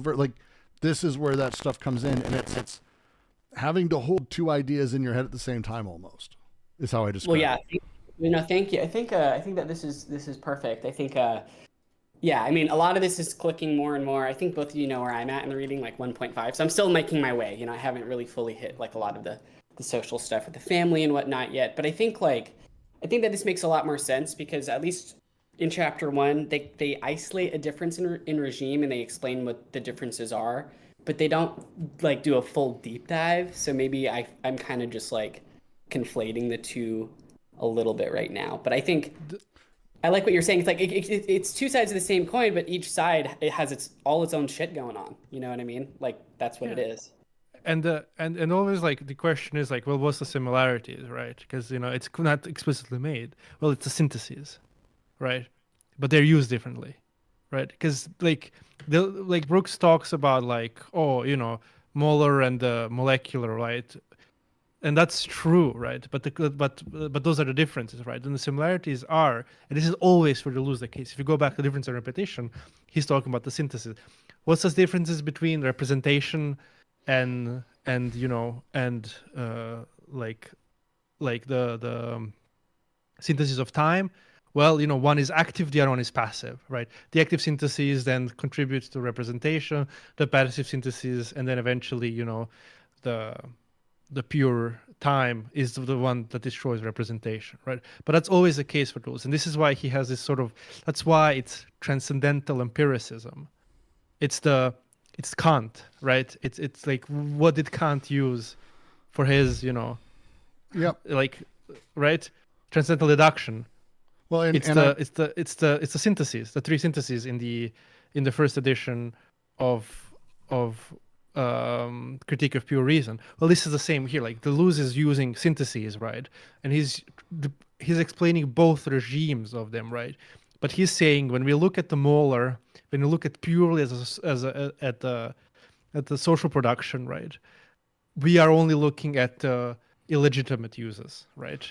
Well, let's look at what's the other side, right, of it, right? And this is the big separation. Well, and I want to, I'm going to quote from Holland here, because I just want to go over this, and then we're going to end up, because that's solid 3 hours of this, and it kills my brain. I've got shit to do, but I want to read, because I think Holland has a really great explanation and talk about this that is also nice. By insisting lexically on the identical nature of social and desiring production beneath their difference in regime under capitalism, Deleuze and Guattari, in effect, set up their Anti-Oedipus as one big joke, more precisely, as what Freud called a tendentious joke. As he explains in Jokes in Their Relation to the Unconscious, jokes of this kind work by surreptitiously linking two topics or domains that logical, mature thought normally keeps separate through repression, in making a sudden and unexpected link between them, often by means of a lexical shortcut such as a play on words or double entendre. The tendentious joke produces pleasure by obviating the effort of repression, keeping them separate, while simultaneously smuggling the attack on the intended target past the censor. Such is precisely the effect of the lexical link Deleuze and Guattari forged between desire and production and social production through their use of the term desiring machines. The normally distinct regimes of libidinal economy and political economy, asceticism and capitalism, are targeted by a mode of critique that simultaneously produces pleasure and insight by showing that these economies are in fact one and the same. This helps explain the glee and exhilaration with which Deleuze and Guattari mount their attack on psychoanalysis, capitalism, and ultimately Oedipus. I like that a lot. It's a nice little bit from Holland. But But that's going to be it for me. That's 3 solid hours. Love you all. If you get a chance to support this, please do. Super chats on YouTube do help. Membership, of course. Patreon.com/DGQC, or join the conversation here at Discord, discord.com/DGQC. We'd love to have you, as you can tell. Otherwise, I'm going to send you off to another stream and go tell them Brooke says hi.